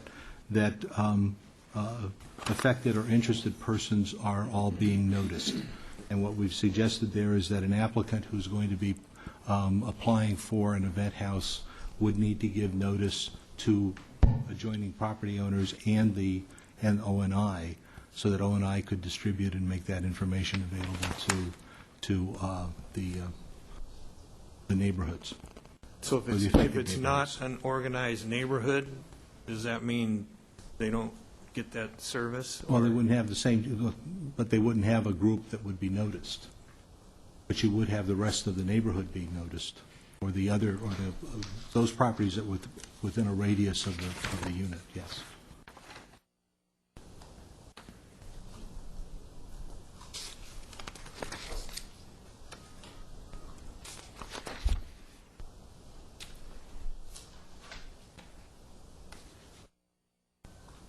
I think that's it for my questions. Mr. Hutchison. Thank you, Mayor. Just a practical question about requiring a permit application to be filed 90 days before an event. If we have, we're talking about very occasional events with very, very stringent guidelines, I wonder if 60 days, let's say we are trying to encourage weddings in the city, for example. I'm just wondering if we're making it very, very difficult for even a well-managed, highly regulated event to happen. If we require 90 days, I wonder if 60 or 45 might serve our purpose just as well. We picked 90 because we wanted to make sure that we were giving city staff adequate time to review the application for each event. If you recall, we had the prior draft talked in terms of providing an annual permit for any unit that would be used as an event house. This ordinance now talks in terms of having each event essentially registered and permitted. And we wanted to make sure that there was adequate time. I'd also, when I devised the 90 days, I was thinking in terms of the city providing notice, with the applicant having to provide the notice before the application is filed. We may not need the 90 days. I'll defer to David and his crews as to that determination, but 60 days may be enough under those circumstances. I agree with, with respect to the sign, I think that since we're talking about a one-time event, by and large, a sign might serve a useful purpose. It goes up, it goes down during that 24-hour period. That might be helpful to neighbors that, for whatever reason, weren't aware of the event, in case they want to know who to contact. And then with respect to Mayor Pro Tem's question, the only thing that occurs to me is it might be that because the Elrod House is a great example of a place that does events frequently and often quite smoothly, it might be possible to say that after 3 events without complaint, perhaps a property owner could apply for a waiver for an additional number of events or something. I mean, that goes against the grain of this being extremely restrictive, but there may be a few distinct properties where that might be a reasonable thing to do. So I tossed that out for discussion. But I mean, the overriding thing here is we're basically regulating this in a very, very stringent way, because basically saying it's a very rare thing to have an event with a lot of people and potentially a lot of disruption in a residential neighborhood. Maybe another way to look at that is for that kind of, if it's just an educational, that kind of very minimal use, or lower use, if you will, they're probably not going to be violating any and all of these. So basically, once they get in the application mode and once they get their approval, it's probably just not going to be an issue for them. So it may not be that difficult of a burden for them to comply under this set of rules. It won't be an issue until their 4th event. Then you say no when the maximum is 3. But let's discuss that. I mean, I have a problem with the maximum. I mean, if they're following the guidelines, why would you say you can only have 3 events? I mean, 3 events in 12 months. If it's working well, I don't know why you'd restrict it to 3. I think that's prohibitive. So then it would be based on neighborhood feedback. I see. Mr. Mills is clamoring to speak. Oh, he doesn't see Pougnet. Okay. All right. I think Mr. Mills has something to say about that. All right, Chris. You like 3 events? No. Thank you, Mr. Mayor.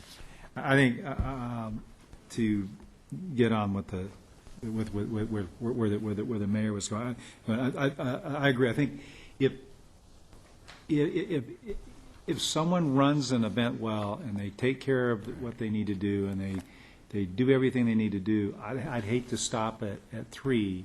Exactly. So I think it all comes down to you've got to file a permit every time. If there's complaints, you're not going to get that. You're not going to get the next one. You're not even going to get number 2 if you have a complaint on the first one. See how the city manager. That's the way the process is set up. And there are residents, as have been noted, that are geographically located where they're not going to impact people.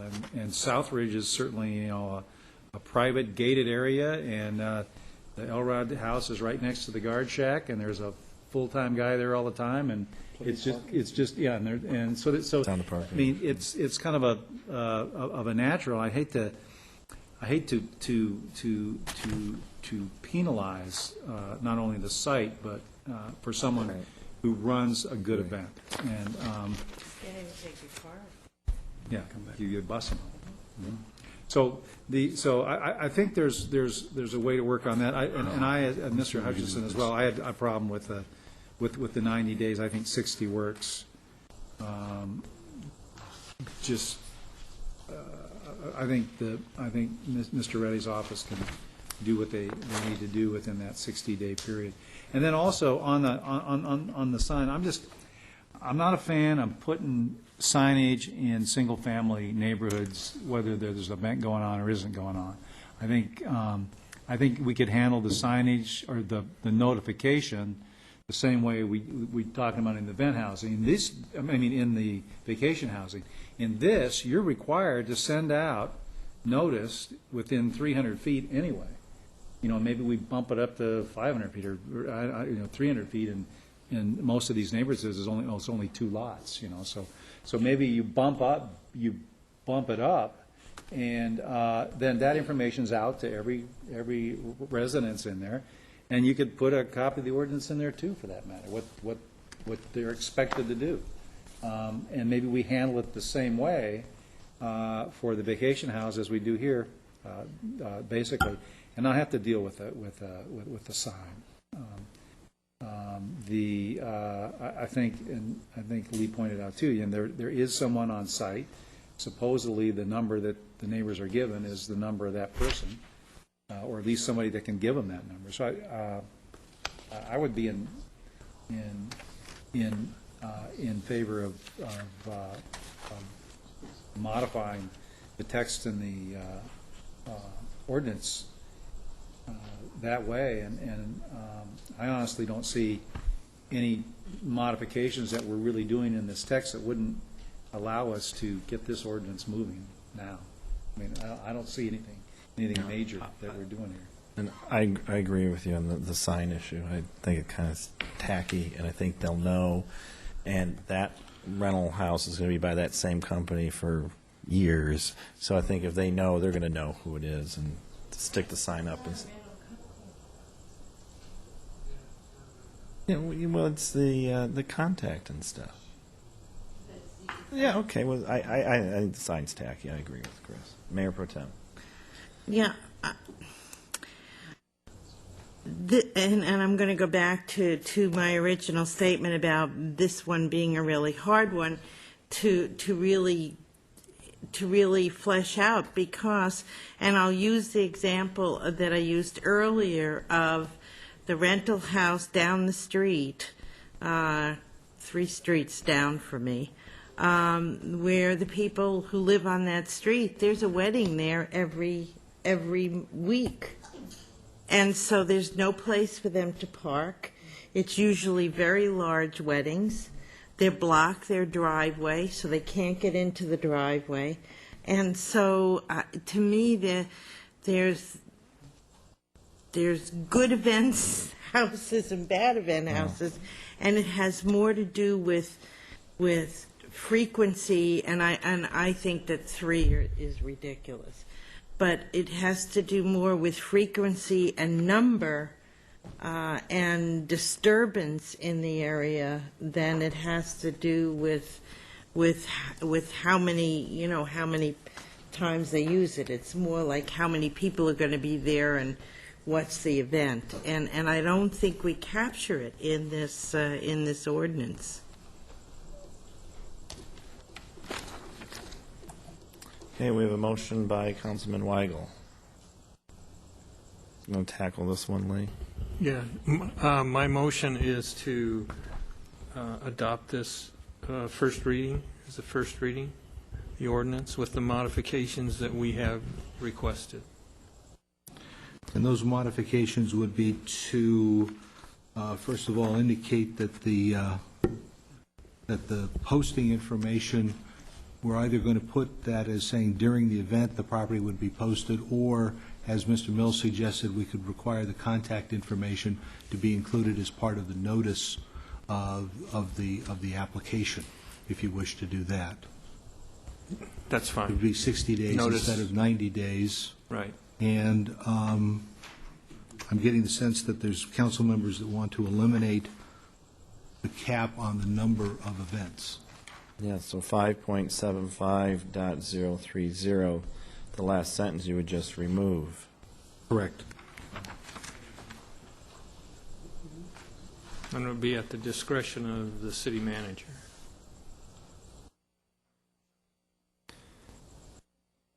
We have a second by Thank you, Councilman. David. Second by Councilman Mills.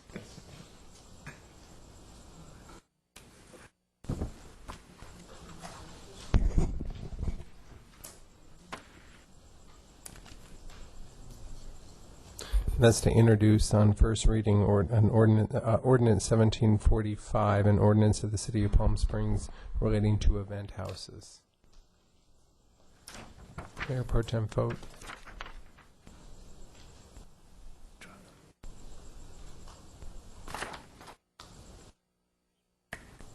Motion carries 4-1. Mayor Pro Tem voting no. Okay, we'll move to item number 3C, proposed ordinance relating to vacant and boarded buildings. Staff report, please. You said you were going to do this. All right, we have a proposed staff ordinance report. relating to vacant and boarded buildings. Our fifth public hearing is adopting fees for vacant buildings, monitoring, impoundments, event house registration, appeals. I see, Mr. Thompson, that you'd like this item continued. Would you like us to open the public hearing, or do you want to entertain a motion to continue? And staff is recommending council not open the public hearing, continue it to November 19th, and direct my office to post a notice of continuance. Okay, I'll entertain that motion, council. Mayor Pro Tem vote with a second by Mr. Weigel to continue this public hearing to November 19th and not take any public testimony tonight.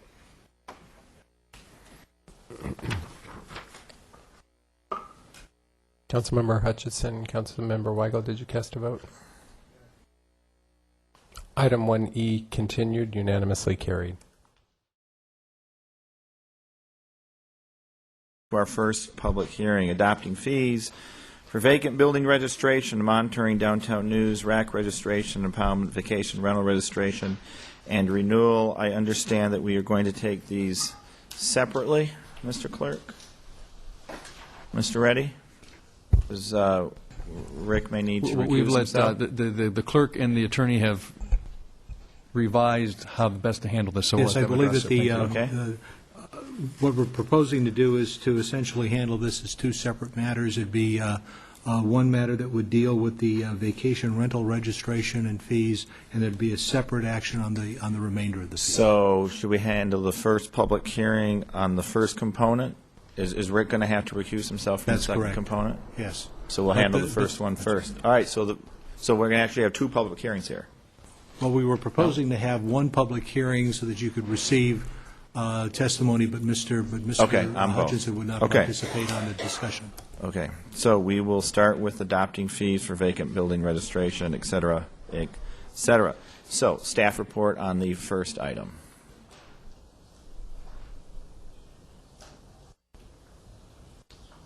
I see we've caught you off guard. Mr. Mayor, there's a couple components that, because we're required to do the appropriate financial analysis to come up with these fees, and the finance director can explain that, but Mr. Wilson will give you the outline of what we're trying to accomplish here. Okay. Tom? Thank you, Mr. Reddy, and members of Mayor and Council. I believe what we're talking about then, the three components: vacant buildings, emergency response fees, and news racks and publications. That is correct, Mr. Wilson. And in each of these cases, your staff reports reflects the upgraded analyses that provide a basis for the fees, which have to be done in a very objective fashion. And any questions to that analysis, we would ask that you direct to Jeff Keel, our finance director. In general, in each of these cases, we're asking you to either extend or upgrade the ordinance by adding components of cost by assessing fees for the actions necessary to either monitor or perform the associated administrative duties to accomplish the goals of the fees. The vacant and boarded buildings category consists of actually extending an ordinance that you already have in place and providing more assistance to extending the service levels that we're anticipating to provide through the vacant and building and boarded buildings fees. Vacation rentals creates a whole new regulatory scheme, and the emergency response fee is simply a continuation of a fee that's in place right now and provides no real change except a process for an opt-out provision. The news racks and publication vending machines fees are reflecting the adjustments in the administration and the coverage of those activities. As you know, we register all news racks and public vending machines in order to maintain control and to keep clutter and excessive concentration of those machines in places that obstruct the city rights-of-way or public thoroughfares. In a brief summary, I think that addresses the substance of most of these, and all of this, once again, was based on an objective study of the costs of administering the regulatory or enforcement efforts provided by these ordinances. With that, I'd ask for the council to address any questions to us, and if not, to proceed to open the public hearing, receive testimony from the public, and then proceed to evaluate and adopt the proposed fees. Okay, thank you, Mr. Wilson. Does anyone have comments or staff before we open? Put your name up, please. Is page 6 and page 12, they're just duplicates? Because I read them and I couldn't figure out if there was a difference.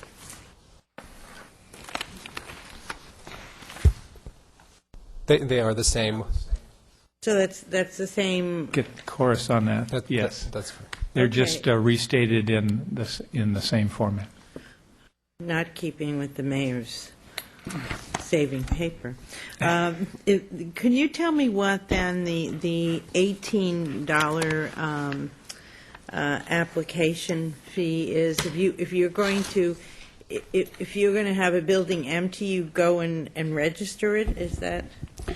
The ordinance requires that, based on either total vacancy or a percentage of vacancy in a single building, that the ownership is required to notify the city and provide ownership information with regard to that facility, and that's essentially the registration process. The fee would accommodate the costs associated with us receiving that and beginning to then enter it into the register for monitoring purposes that the ordinance requires. And what period of time does that ordinance come into being? Like, for instance, if your building is vacant for a month, and then you have a tenant coming in, or what? Because I see there's a number of empty storefronts and things of that sort, which are. How does that affect those kinds of things? I think the vacancy factor is when a property reaches a certain percentage of vacancy, then you're required to notify us of that status, and then we register, and then we begin our monitoring, and it requires the maintenance to a certain standard until the property is reoccupied. So, in other words, the registration is going to be required rationally when there is a vacancy that is a gap between tenants. So if a tenant moves out of a building and there is not another lease and the tenant, a subsequent tenant is rationally moving in within a reasonable period of time, then they need to register at that point. If they have a subsequent lease in hand, then we would not be requiring that registration because the building is going through the transition of a new tenant occupying the facility.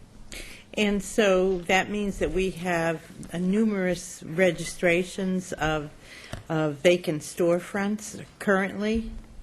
Well, this would create and the requirement that those vacancies that are existing where you have a sign up for a lease or something like that, if it is a total vacancy or I believe it's 25% of an existing property is vacant, then the requirement is that be registered. Yes, ma'am. Thank you. Any further questions before we open the public hearing? Seeing none, we will open the public hearing. The public hearing is for conversation on the vacant building registration, downtown news rack registration, the emergency response, and the vacation rental registration. So if there's anyone, Mr. Thompson, do we have anyone that's indicated that I'd like to speak? Mr. Mayor, no request to speak at this public hearing. Is there anybody in the audience who'd like to come forward and speak on this public hearing? Seeing none, we will close the public hearing. What I will if there's any further discussion with staff, if not, I'd entertain one motion which covers the vacant building, downtown news rack, and emergency response. So Mr. Hutchison would be able to vote on that. Right. I just note, Mr. Mayor, I'll be voting on the first and abstaining on the second, where I have a business-related conflict. Thank you, Rick. So I have a motion from Mr. Weigel with a second by Mayor Pro Tem Fote, and that is to adopt the fees for vacant building, downtown news rack, and emergency response. And Mr. Mayor, staff would recommend one other further modification to that resolution, deleting the word downtown news rack registration in the title and in Section 2A. The ordinance actually regulates news racks all over the city and not just in the downtown area, so we're going to recommend that the word downtown be struck out of this resolution. Thank you. Mr. Weigel and Ms. Fote are fine with that. Okay, so we have our first motion. We can vote.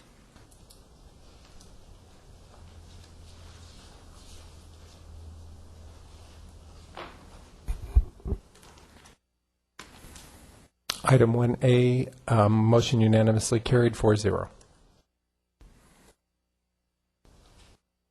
Okay, thank you, Council.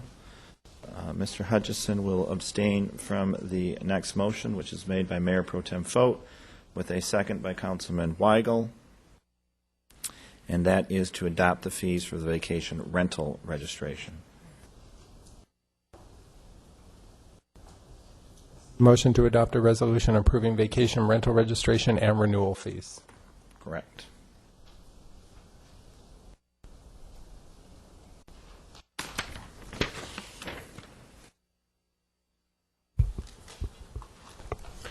Motion carries unanimously 3-0.